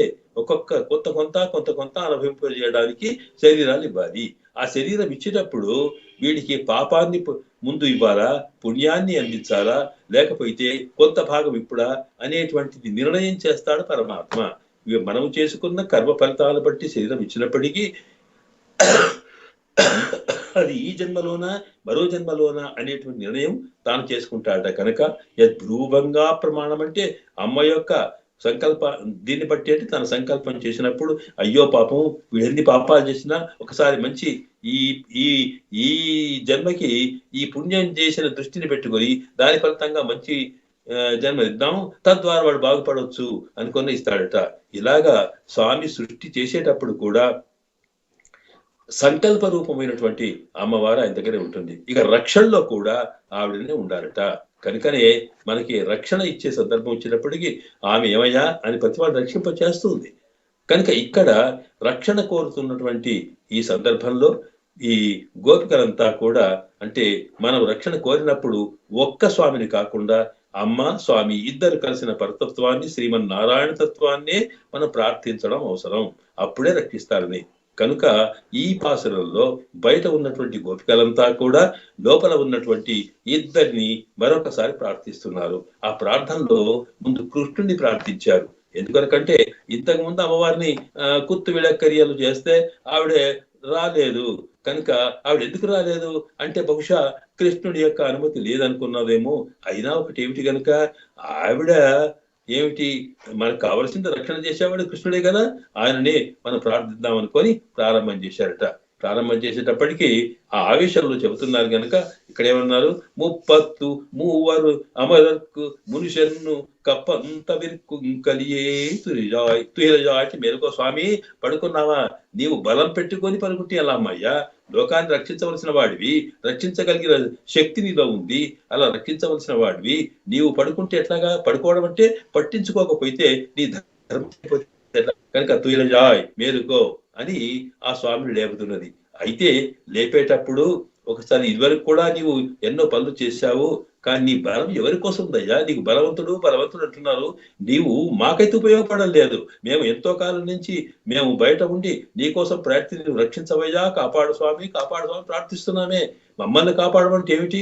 నీ దర్శనమిస్తే మా ప్రాణం నిలబడతాయి, నీవు మాట్లాడితే మేము సంతోషంగా ఉంటాం, నీ సేవ చేసుకుంటే మాకు అదే భోగ్యత, ఇది మాకు కావాల్సింది. కనుక మమ్మల్ని కాపాడమంటే నీవు వచ్చి రావడమే. కానీ మేము ఎంత ప్రయత్నించినా నువ్వు రాలేదంటే నీలో కూడా పక్షపాతం ఉంది స్వామి. ఎందుకనకంటే నీ బలం ఎవరికి ఉపయోగపడ్డది ఇప్పటిదాకా అంటే దేవతల కోసమేనట. ఆనాడు నీవు ఎన్ని అవతారాలు ఎత్తినప్పటికీ కూడా దేవతలకే కదా. రాముడిగా అవతరించావయ్యా, నీ రామావతారం ఎవరి కోసం అంటే రావణ వధ. రావణుడితో ఎవడు బాధపడ్డారు? దేవతలట. దశరథ మహారాజు అక్కడేంటి దశరథుడు యజ్ఞం చేశాడు, ఆయన పుత్రకామేష్టి చేశాడు అనుకోండి.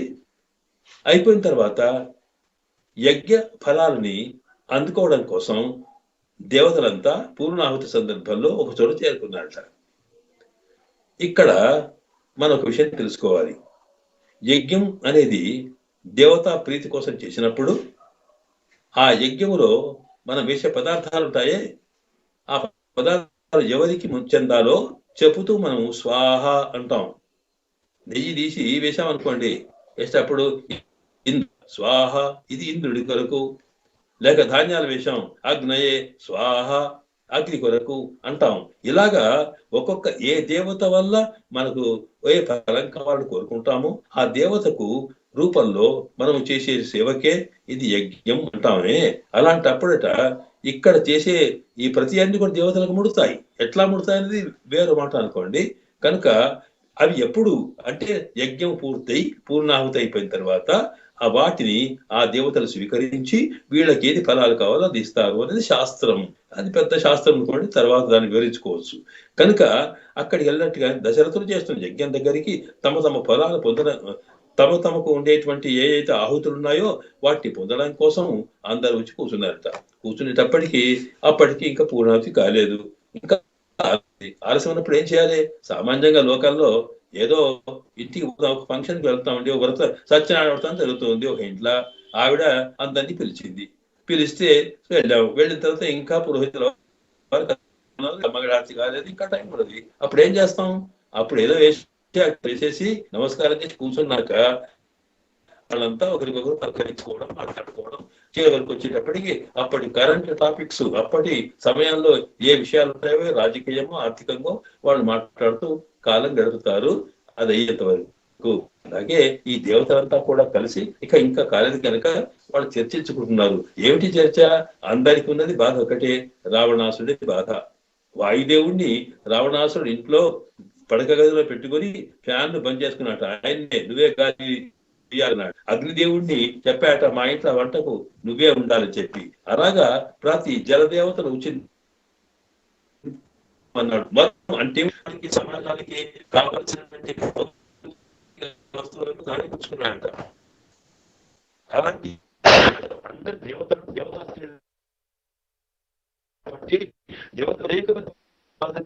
అవన్నీ మాట్లాడుతున్నారు వాళ్ళు. ఇవి ఎలా పోవాలనుకున్నప్పుడు ఏం లేదు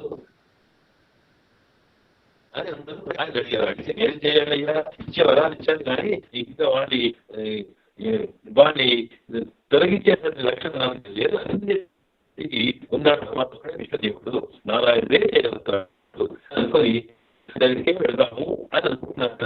అంతలోకే ఆయన కూడా వస్తున్నాడు ఇక్కడికి యజ్ఞం దగ్గరికి. ఏ తస్మిన్నంతర ఏ విష్ణు ఉపయాసో మహాశివుడి. అక్కడికి వచ్చాడ. ఇంతలోకి తాను వచ్చాడు. వచ్చేటప్పటికి ఎంత దగ్గర ఉపయాస అంత ఇంతలోకి ఏమిటి వీళ్ళు ఇలా విష్ణు భగవాన్ని అడగాలి వచ్చారు. అంటే ఎందుకంటే ఎవడేమనుకుంటాడో ఆయన సంకల్పం మాత్రం తెలుస్తుంది కదా. ఆయన అనుకుంటున్నాడు. ఎందుకంటే ఆయన డ్యూటీ ఏంటి? రక్షాపేక్ష అపేక్షతేరి. నేను అందరినీ కాపాడాలనేటువంటి పని ఆయనకి. కానీ ఎప్పటి కూడా స్వామి నన్ను కాపాడు అనడం లేదు. ఎవడైనా ఈశ్వరోహం అహంభోగి, నేనే కాపాడుకుంటాను, అసలు దేవుడెవడు కనుక అని ఇలాంటి అహంకారాలతో ఉంది లోకమంతా కూడా. ఎవడో ఒకడిద్దరు తప్ప లోకంలో ఎక్కడ చూసినప్పటికీ కూడా దేవుడిని అడిగేవాడే లేడు. అంటే ఏమన్నమాట? రక్షించడం అనే బాధ్యత కలిగినటువంటి విష్ణుమూర్తికి, నారాయణుడికి చేతిలో పని లేకుండా పోయిందట. అంతలకి ఎవడు అడుగుతాడా అని చూస్తుంటే వీళ్ళకి సంకల్పం కలిగింది. అంతలకు పరిగెత్తుకొచ్చాట, నేను చేస్తానన్నట్టుగా అని వచ్చి అప్పుడు ఏ తస్మిన్నంతరే ఉపయాత దగ్గరికి వచ్చాట.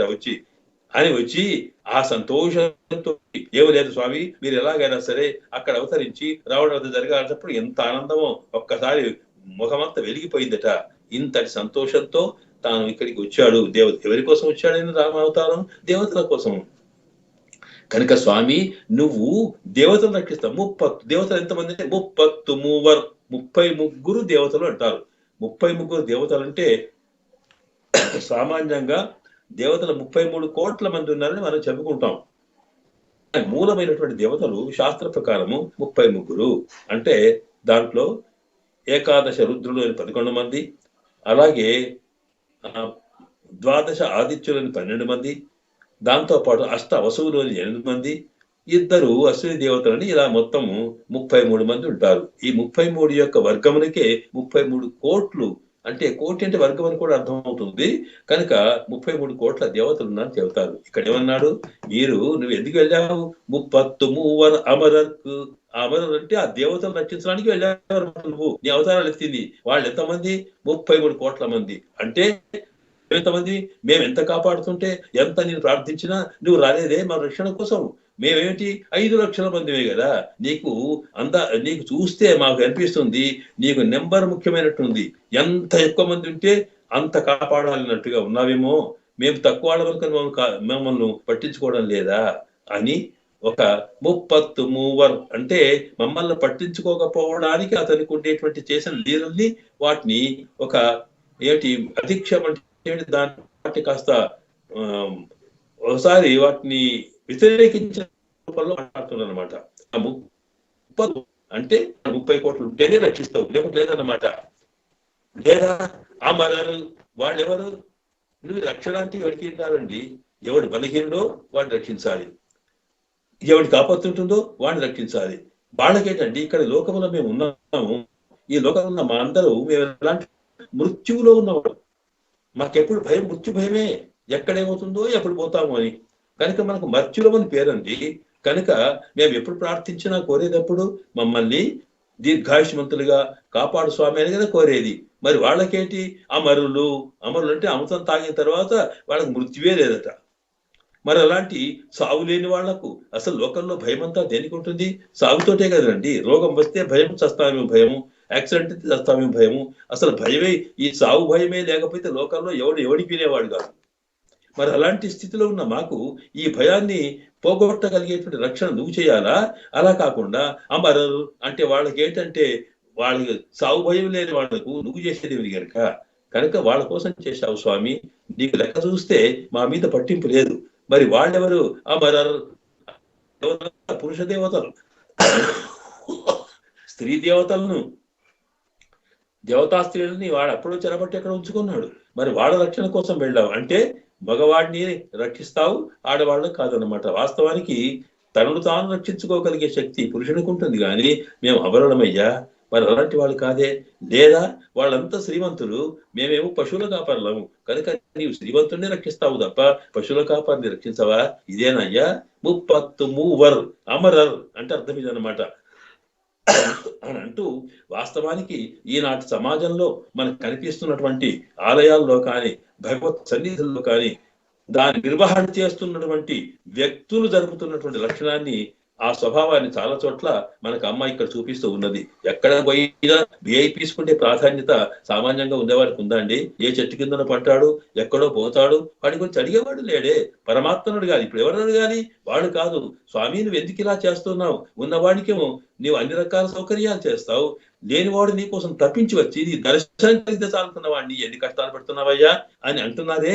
అలాంటి స్థితినే మనకు మా అందరి పక్షాన, గోపికల పక్షాన కూడా అమ్మ ఈ మాట మాట్లాడుతుంది. అమరర్కు మునిషన్ను, మరి అట్లా కాదు, ముందే పోతున్నావు, వాళ్ళకి ఆపత్తు వచ్చినాక కాదు, ఆపత్తు రాకముందే, పిలవకముందే వెళ్ళాగుతావు. మునిషన్ అంటే నీవు వామన అవతారం ఎత్తావయ్యా.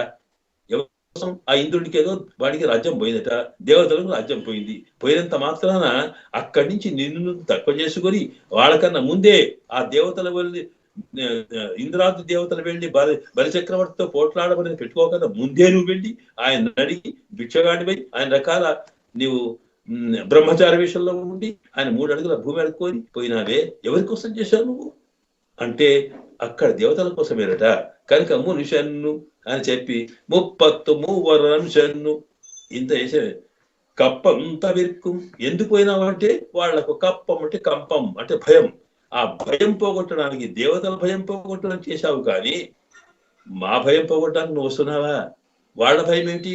రాజ్యం పోతుందేమో, అధికారం పోతుందేమో, ఏమవుతుందో అదే భయం తప్ప వాడికి ఏముంది? ఆ భయం పోగొట్టేంత వరకు నిన్ను పట్టుకుంటారు. భయం పోగొట్టిన తర్వాత అయిపోయింది, వాళ్ళు నీవే గొప్ప అనుకుంటారు. మేము అట్లా కాదయ్యా. మా భయం ఏమిటి? నువ్వు కనిపిస్తావో లేదో, తెల్లవారి కన్నా ముందే నువ్వు కనిపించకపోతే మళ్ళీ పశువులు పడి పోతావేమో, నువ్వు కనిపించకపోతే మా ప్రాణం నిలబడవు, నువ్వు కనిపించకపోతే మేము ఉండలేము, కనుక మేమేమవుతామో అని భయం మాకు. నువ్వు ఎప్పుడు పోతావు భయం, అదొక్కటే మా భయం అయ్యా. నిన్ను కావాలనుకొని నేను వేషం మార్చడం లేదు, లేదా నువ్వు కష్టపడి ఏ రకమైన అవతారం ఎత్తుకోవడం లేదు, లేదా ఇంకా ఏంటి రకరకాల శక్తులు చేయమనడం లేదయ్యా. కేవలం కనిపించమంటున్నాము. ఏమి నీ బలం ఏదైతే ఉందో మా కోసం కాదా అంటూ ముప్పత్తు మూవర్ అమరర్కు మునిషన్ను కప్పంత వెర్కుం, భయం పోగొట్టేటువంటి కలియే అంటే బలము కలవాడా టు ఎలజాయ్ అంటే పరమాత్మకు ఉండేటువంటి రక్షణకు కావలసిన బలమైతే ఉందో ఆ బలం అనేది సర్వరక్షకుడు ఆయన కనుక అందరికీ సమానమైన రక్షణ వచ్చినప్పుడు పరమాత్మకు ఆ దృష్టి లేకపోయిన వాడికి బాధను దృష్టిలో పెట్టుకున్నప్పుడు ఆవేశంలో తత్వాన్ని కూడా మర్చే స్థితి వస్తుంది.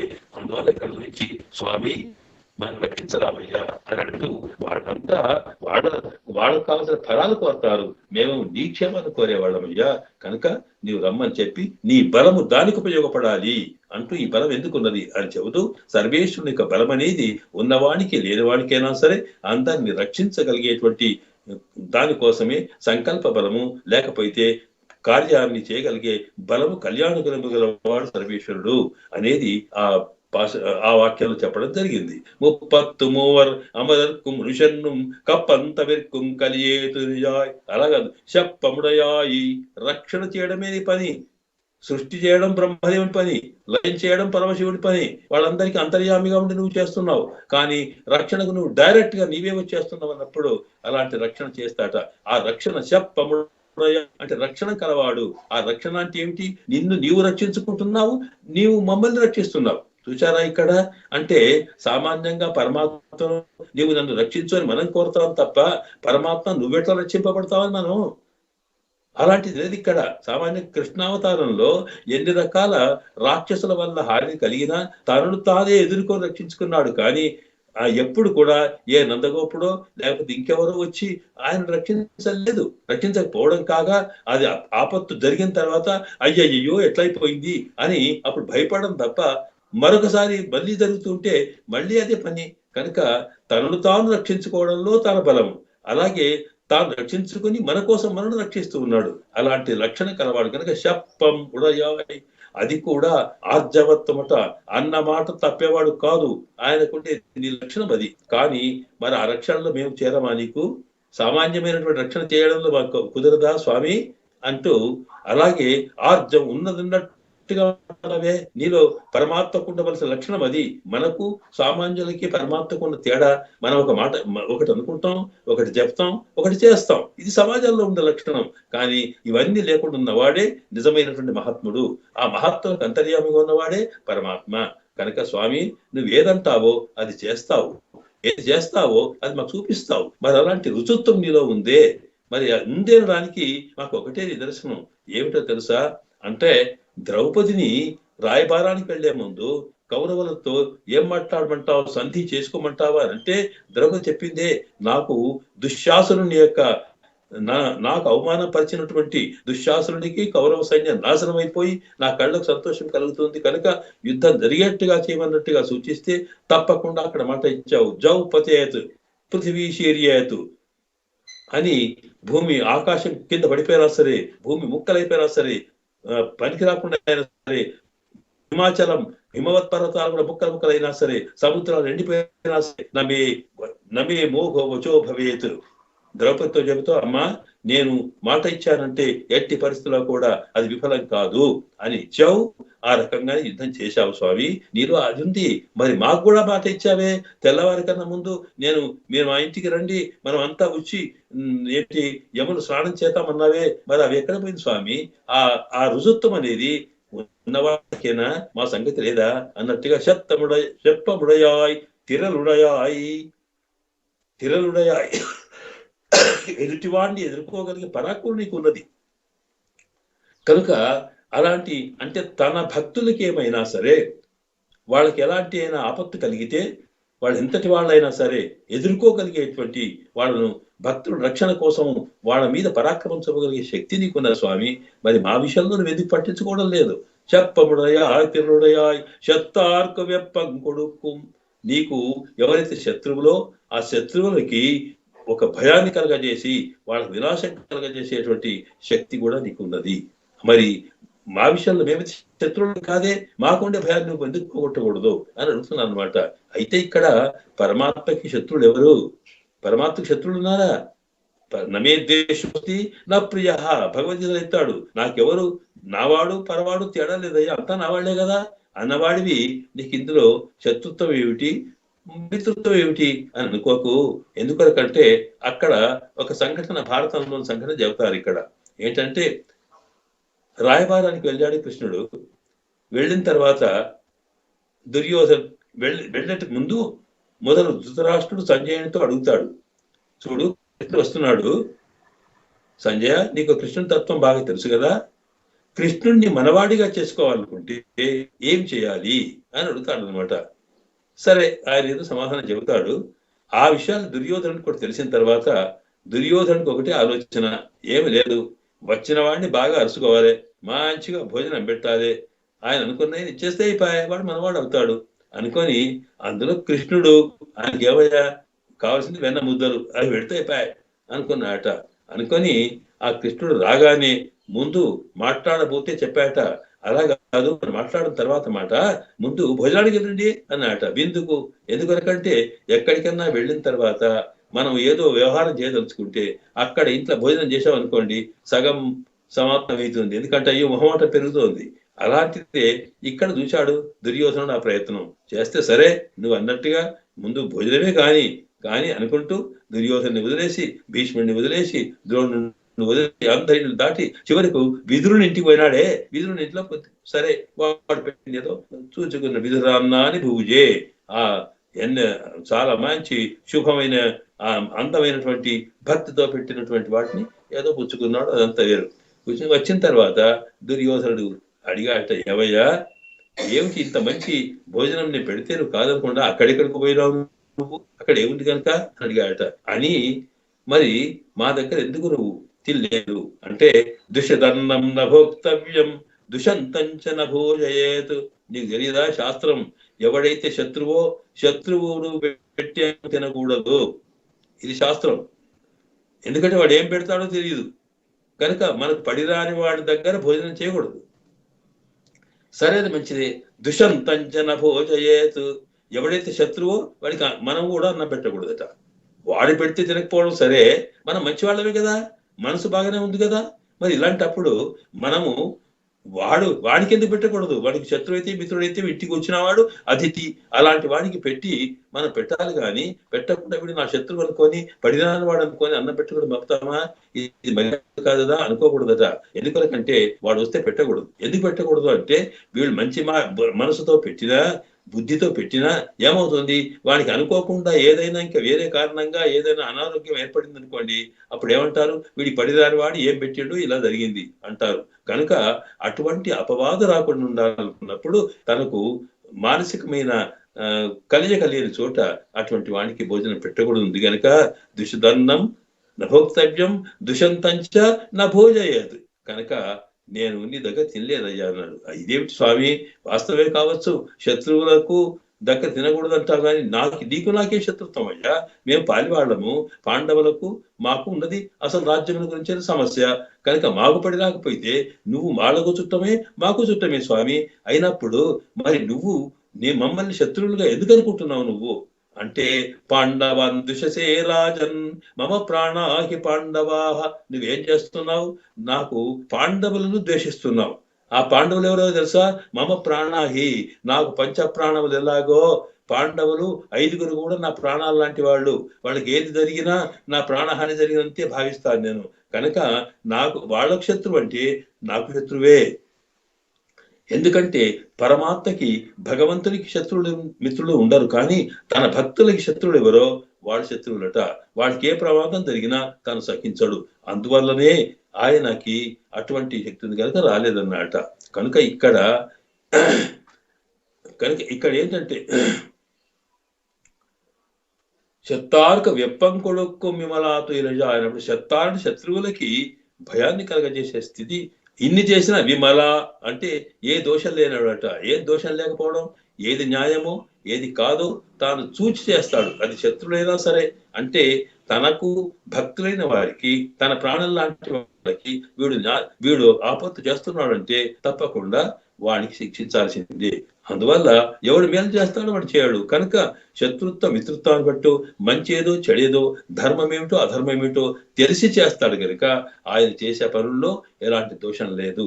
కనుక ఇలాగ స్వామికి ఉండేటువంటి బలమును, స్వామికి ఉండే రక్షణ శక్తిని, స్వామికి ఉండేటువంటి జ్ఞానాన్ని, స్వామికి ఉండేటువంటి మరి తేజస్సును, దాంతో పాటు ఆయనకు ఉండేటువంటి విమలత, స్వచ్ఛతను, వీటన్నింటినీ దృష్టిలో పెట్టుకొని ఇంత కళ్యాణ గుణములు కలిగిన స్వామి, నీవు ఆ మా కోసం ఇవి పనికి రావాలి, కానీ నీవు మమ్మల్ని పట్టించుకోవడం లేదంటే ఈ గుణములన్నీ నీకు ఉన్నట్టా లేనట్ట?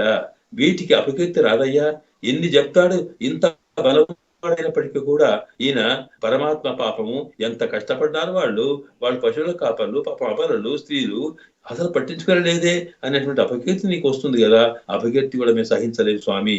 కనుక నీ గుణములకి దోషం రాకుండా ఉండాలన్నప్పుడు నీవు మేలుకొని మమ్మల్ని ఎలాగైనా దర్శనమిచ్చి రక్షించు అని ఇందులో ప్రార్థించారు. ప్రార్థిస్తే అక్కడికి చెప్పముడయా సిద్ధా పంగుడు అనేటప్పటికీ అక్కడికి ఆయన కదలలేదు. కదలకపోయేటప్పటికీ ఇదంతా ఏం లేదు, ఇది ఆవిడదే. ఎందుకంటే పాపం కృష్ణుడు ఏమిటి, పరతంత్రుడు ఆయన. ఇప్పుడు నీలాదేవి చేతిలో ఉన్నాడు. ఆయన భక్తపరాధీనుడు కదా. ఆమె తన సౌందర్యంతో, తనకుండేటువంటి ఆత్మగుణాలతోటి, భక్తి ప్రపత్తులతోటి ఆయన తన చేసుకున్నది. కనుక మనం ఎవరిని ప్రార్థించాలి అంటే ఆయన సంగతి అటుంచి అసలు ఆయనను అప్పగించమని మళ్ళీ అమ్మనేమని ప్రార్థించాలి. ఎందుకంటే ఆవిడ కోపం వచ్చి ఉంటుంది. అందువల్ల ఆమెను ప్రార్థించి, ఆమెను స్తోత్రం చేసి, ఆమె మనసు మనకు అనుగ్రహం కలిగేట్టుగా చేసుకుంటే పరమాత్మ మనకు లభిస్తాడు అనే ఆలోచన వచ్చి అప్పుడు అమ్మను ప్రార్థించడం మొదలుపెట్టారు. ఈ పాశ్రంలోని మిగతా భాగాల్లో చెప్పన్న మెన్ములై సెవ్వాయ్ సిరువరంగుల్ నప్పిన్న నంగాయ్ తిరవేతు గెలజాయ్. చెప్పన్న మెన్ములై ఆమె యొక్క ఉండేటువంటి ఇంతకు ముందే మొదటి పాసరంలోనేమో అంతకు ముందున్న ఉందు మొదలెత్తాని పాసరంలో ఆమెకు ఉండేటువంటి శిరస్సులకు ఉండేటువంటి వెంట్రుకల యొక్క అలంకారాన్ని, అలాగే ఆమెకుండే శ్రీహస్తమును, వాటి యొక్క అందాన్ని వర్ణించారు. రెండవ పాసనకు వచ్చినప్పటికీ ఆమెకుండే తిరునాత్రులు మై తడంకడినాయ్ అని ఆమెకుండేటువంటి దివ్య తిరునేత్రుల వైభవాన్ని చెప్పారు. అలాగే ఇక్కడికి వచ్చినప్పటికీ సంపూర్ణంగా ఆమె దివ్య మంగళ విగ్రహం యొక్క స్వరూపం అంతా వర్ణిస్తూ ఆమె యొక్క వక్షోజాలు, గుండె యొక్క ఎత్తుదనాన్ని వర్ణించారు. అలాగే ఆమెకుండే సన్న నడుమును వర్ణించారు. అలా చూపించేసి అంటే ఈ రకంగా వర్ణించి చిట్ట చివరకు నప్పిన్న నంగాయ్ అనేటప్పటికీ, నంగాయ్ అంటే సంపూర్ణమైన సౌందర్యం కలదానా అని ఆమె యొక్క దివ్య మంగళ విగ్రహాన్ని వర్ణించారు. అలాగే మనం ఇంతకుముందు చెప్పుకున్నట్టుగానే ఒక్కొక్క శరీరంలో ఉండే భాగాన్ని వర్ణించేటప్పుడు దాని వెనుక ఒక తత్వం ఉంది అన్నమాట. ఆమెకు వక్షోజముని గురించి చెప్పేటప్పుడు ఎత్తైన గుండెను వర్ణించడం అంటే ఆమె గుండెలో భక్తి ప్రపత్తులు అద్భుతంగా ఉన్నవి అన్నమాట. భక్తికి 3 దశలు ఉంటాయి. సామాన్యమైన భక్తే కాకుండా పరభక్తి, పరమాభక్తి అని. అంటే దర్శనం పరభక్తి స్యాత్, పరమాత్మను చూస్తే వేరు, పరమాభక్తి అంటే విడువలేని స్థితి అన్నమాట. అంటే విశ్లేష భీరుత్వం వచ్చిన వాడిని విడవకుండా ఉండగలిగేటువంటి అత్యంతమైన ప్రేమకి పరమాభక్తి అంటాం. ఇక్కడ ఆయన విడవలేని స్థితిలో ఉన్నాడు. ఎప్పుడైతే మనం విడవలేని స్థితికి ప్రేమ కలుగుతుందో ఆ పరమభక్తి వచ్చినప్పుడు పరమాత్మ వీళ్ళకు వశుడై ఉంటాడు అనేది సిద్ధాంతం అనుకోండి. అలాగే ఈవిడ కూడా తనకుండేటువంటి భక్తిని చూపించింది అనుకోవడం కోసం తన గుండెలో ఎత్తుదనం అంటే ఉన్నతమైన భక్తి కలది. అలాగే నడుము సన్నము అంటే వైరాగ్యము, అంటే కల్పించని స్థితి, అంటే ప్రపంచంలో ఉండేటువంటి భౌతికమైన విషయాల మీద ఆమెకు ప్రేమ లేదు అన్నమాట. అలాగే జ్ఞానము, జ్ఞాన భక్తి వైరాగ్యములు కలిగి అందమైన దివ్యమంగళ చెవ్వాయ్ అన్నప్పుడు ఎర్రని పెదవులు అంటే ఎరుపు అనేది ప్రేమకు సంబంధించింది. ఆమె మాట్లాడితే అద్భుతంగా మధురమైన వాక్యాలతో మనసు ఆనందం కలగజేసే మాట. అలాంటి ఆలోచనలు, అలాంటి దివ్యమంగళ విగ్రహం కలిగిన తల్లి చెప్పన్న మెనుములై సెవ్వాయ్ తిరువరంగల్ నప్పిన్న నంగాయ్ తిరవే.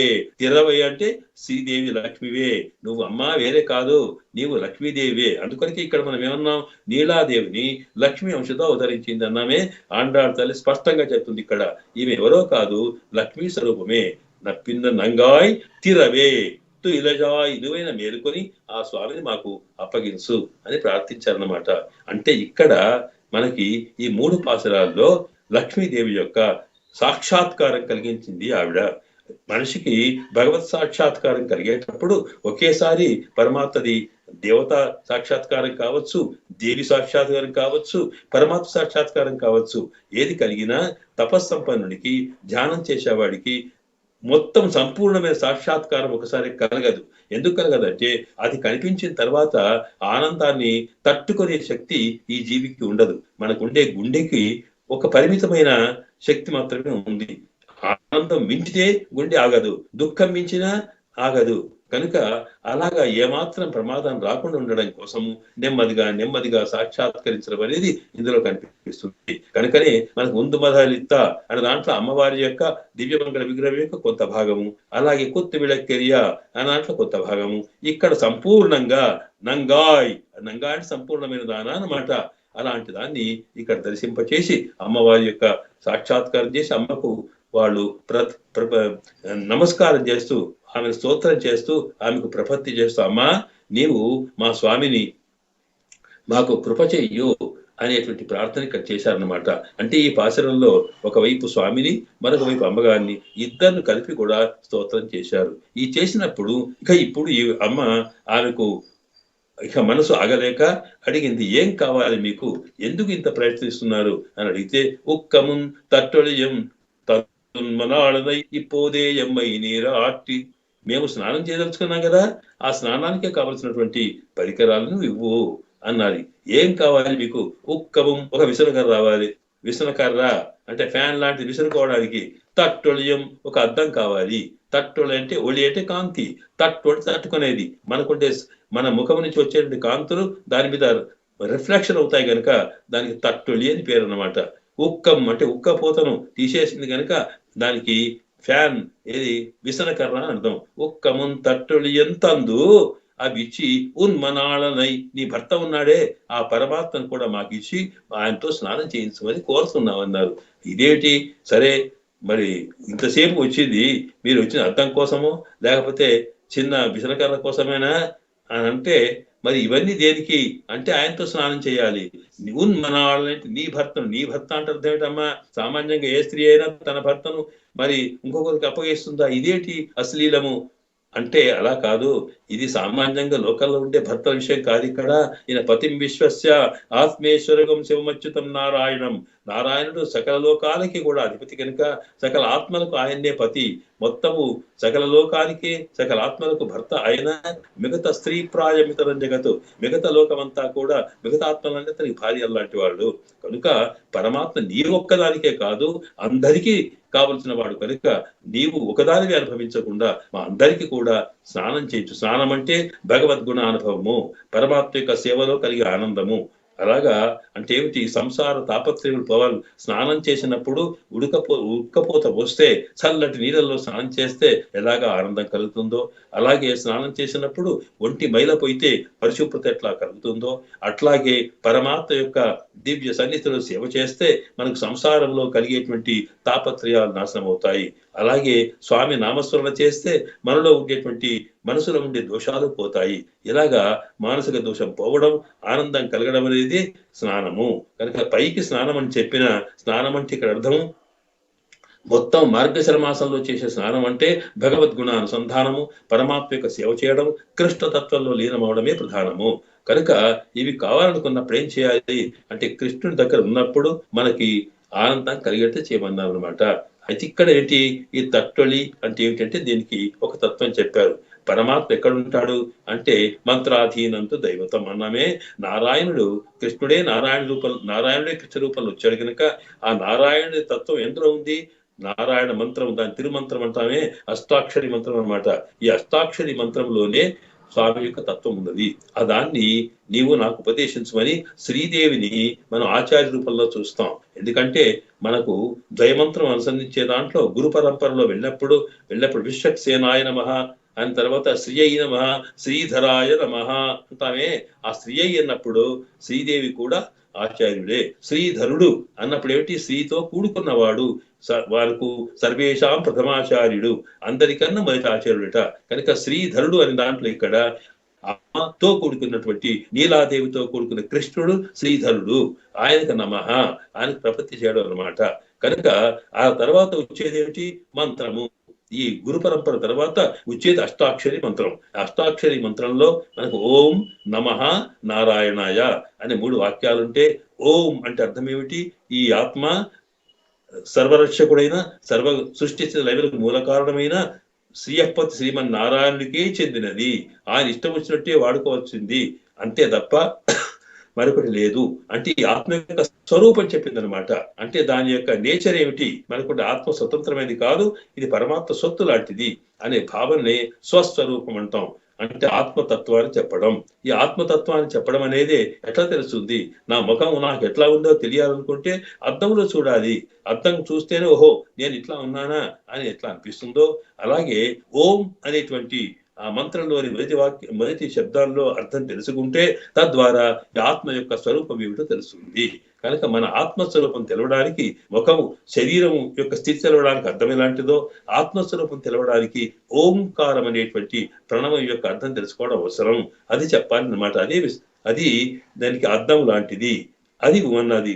అలాగా నమః అన్నామే, అదేమిటంటే నాకు నేను రక్షకుణ్ణి కాదు, నాకు నేను స్వతంత్రుని కాదు అని తనను తాను దూరం చేసుకునే స్థితి, తనకుండే మరణం చేసుకునే స్థితి అన్నమాట. అదే నమః అంటే మహా నాకు కాదు అనే మాట. ఇది విసనకర్ర లాంటిదట. అంటే ఏమిటి?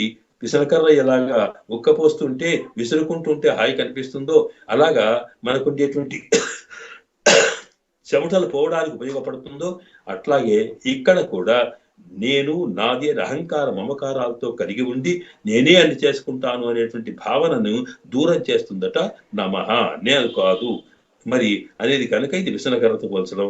మరి ఉన్మనాళనై అంటే నారాయణాయ, మనం చేసేటువంటి సంతోషం ఏంటంటే పరమాత్మకు చేసే కైంకర్యమే. పరమాత్మ సంతోషిస్తేనే మన సంతోషం. కనుక అలాగా భగవంతుడితో కలిసి ఉండడమే నారాయణ. హయ అంటే అతని కైంకర్యము. స్నానం చేయడం అంటే పరమాత్మ యొక్క సేవలో, పరమాత్మ యొక్క గుణగానంలో ఆనందాన్ని అనుభవించడం అనమాట.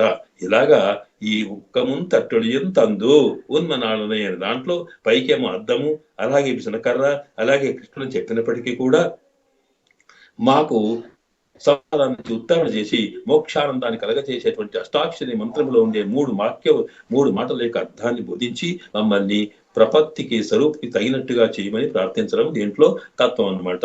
కనుక ఉక్కమున్ తట్టొడియం తందున్మనాళనై ఇప్పోదే ఎమ్మై నీరాట్టు, అది ఇప్పోదే ఇప్పుడే చేయమన్నారు. ఇప్పుడే అర్థమేటన్నమాట. ఇప్పుడు సాధారణంగా మనము బుద్ధి చంచలమైంది. ఇప్పుడు పరమాత్మను సేవించుకోవాలనిపిస్తే ఆ తర్వాత మనకు దాంట్లో పడతాం. అలా కాకుండా తక్షణం ఎప్పుడు అనిపిస్తే అప్పుడే ఉపదేశం చేయాలి. ఎప్పుడు పరమాత్మ మీద మనసు కలిగితే అప్పుడే వాళ్ళను దానికి తగినట్టుగా తయారు చేయడం అనేది ఆచార్యులకు ఉండవలసిన లక్షణం. కనుక అలాగే అమ్మా నీవు ఇప్పుడే నీకు నీతో పాల్గొన్న స్వామి యొక్క కైంకర్యం చేసేట్టుగా, తద్వారా మాకు ఆనందం కలిగేట్టుగా నీవు కృప చెయ్యు అని అంటూ ఇందులో స్వామి యొక్క కళ్యాణ గుణములను, అలాగే అమ్మవారి యొక్క దివ్యమంగళ విగ్రహము, ఆత్మగుణములు కూడా రెండింటికి ప్రోత్సహిస్తూ ఆ ఇద్దరిని కూడా గుణానుభవంతో స్తోత్రం చేసి తాము అది స్తోత్ర రూపమైనటువంటి చేశారు అన్నమాట. ఇది దాంట్లో ఉండే విశేషము. ఇది ఆండాళ్ దివ్య తిరువడిகளே శరణం.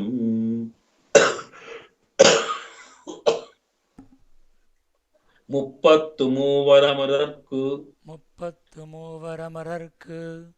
முனிஷன்னு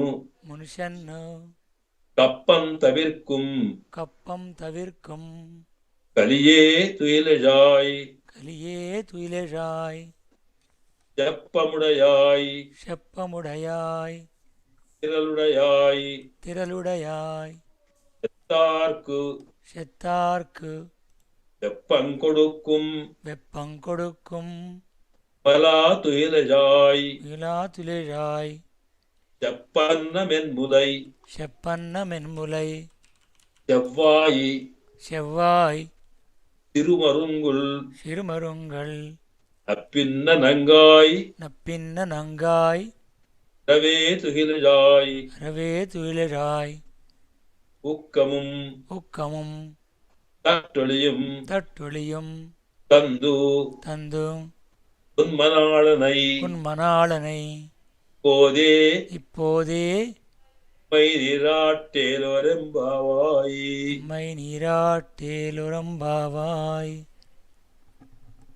முப்பத்து மூவரமர்க்கு முனிஷன்னு கப்பந்தவிற்கும் கரியே துயிலெழாய் செப்பமுடையாய் திரளுடையாய் செத்தார்க்கு வெப்பங்கொடுக்கும் விமலா துயிலெழாய் செப்பன்ன மென்முலை செவ்வாய் சிறுமுரங்குல் நப்பின்னங்காய் திரவே துகிலாய் ஒக்கமும் தற்றொழியும் தந்துன்மனாளனை இப்போதே எம்மை நீராட்டேலோரெம்பாவாயாண்டாள் दिव्य तिरुवल्ली शरण समस्त परिवाराय सर्व दिव्य मंगल विग्रहाय श्री भूरील सहिताय श्रीमते नारायणाय नमः। ओम तत्सत। जय श्रीमन्नारायण। జై శ్రీమన్నారాయణ, జై శ్రీమన్నారాయణ. ధన్యవాదాలు. అద్భుతంగా మళ్ళీ ఇంకొక పాసిర వైభవం అద్భుతంగా అందించారు. ఇప్పుడు లైన్స్ ఓపెన్ చేస్తున్నాను. ఎవరన్నా లైన్లో ఉన్నవాళ్ళు ఫోన్ లైన్లో ఉన్నవాళ్ళు క్వశ్చన్స్ అడగవచ్చండి. జై శ్రీమన్నారాయణ. లైన్స్ ఓపెన్ చేశాము.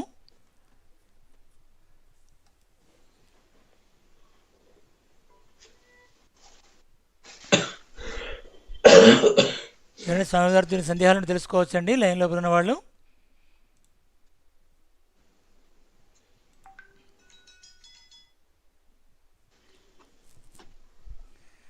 ఓకే, అందరూ కూడా విని ఆనందించి ఉన్నారు. టైం కూడా బాగానే గడిచినట్టుంది. ఏమైనా సందేహాలు ఉన్నాయండి ఎవరికైనా? జై శ్రీమన్నారాయణ. జై శ్రీమన్నారాయణ.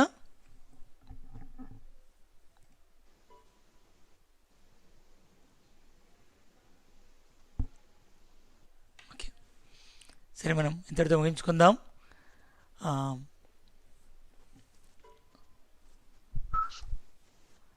భక్తుల తరపున స్వామివారికి అనేక ధన్యవాదాలు, శాస్త్ర ప్రణామాలు తెలుపుతూ నేటి ప్రవచనాన్ని మనం ముగించుకుంటున్నాం. తిరిగి మళ్ళీ రేపు మనం 21వ పాసురంలో తిరిగి హాజరవుదాం. ఓం సర్వే భవంతు సుఖినః, సర్వే సంతు నిరామయా, సర్వే భద్రాణి పశ్యంతు, మా కశ్చిద్ దుఃఖభాగ్ భవేత్. ఓం శాంతి శాంతి శాంతి. జై శ్రీమన్నారాయణ.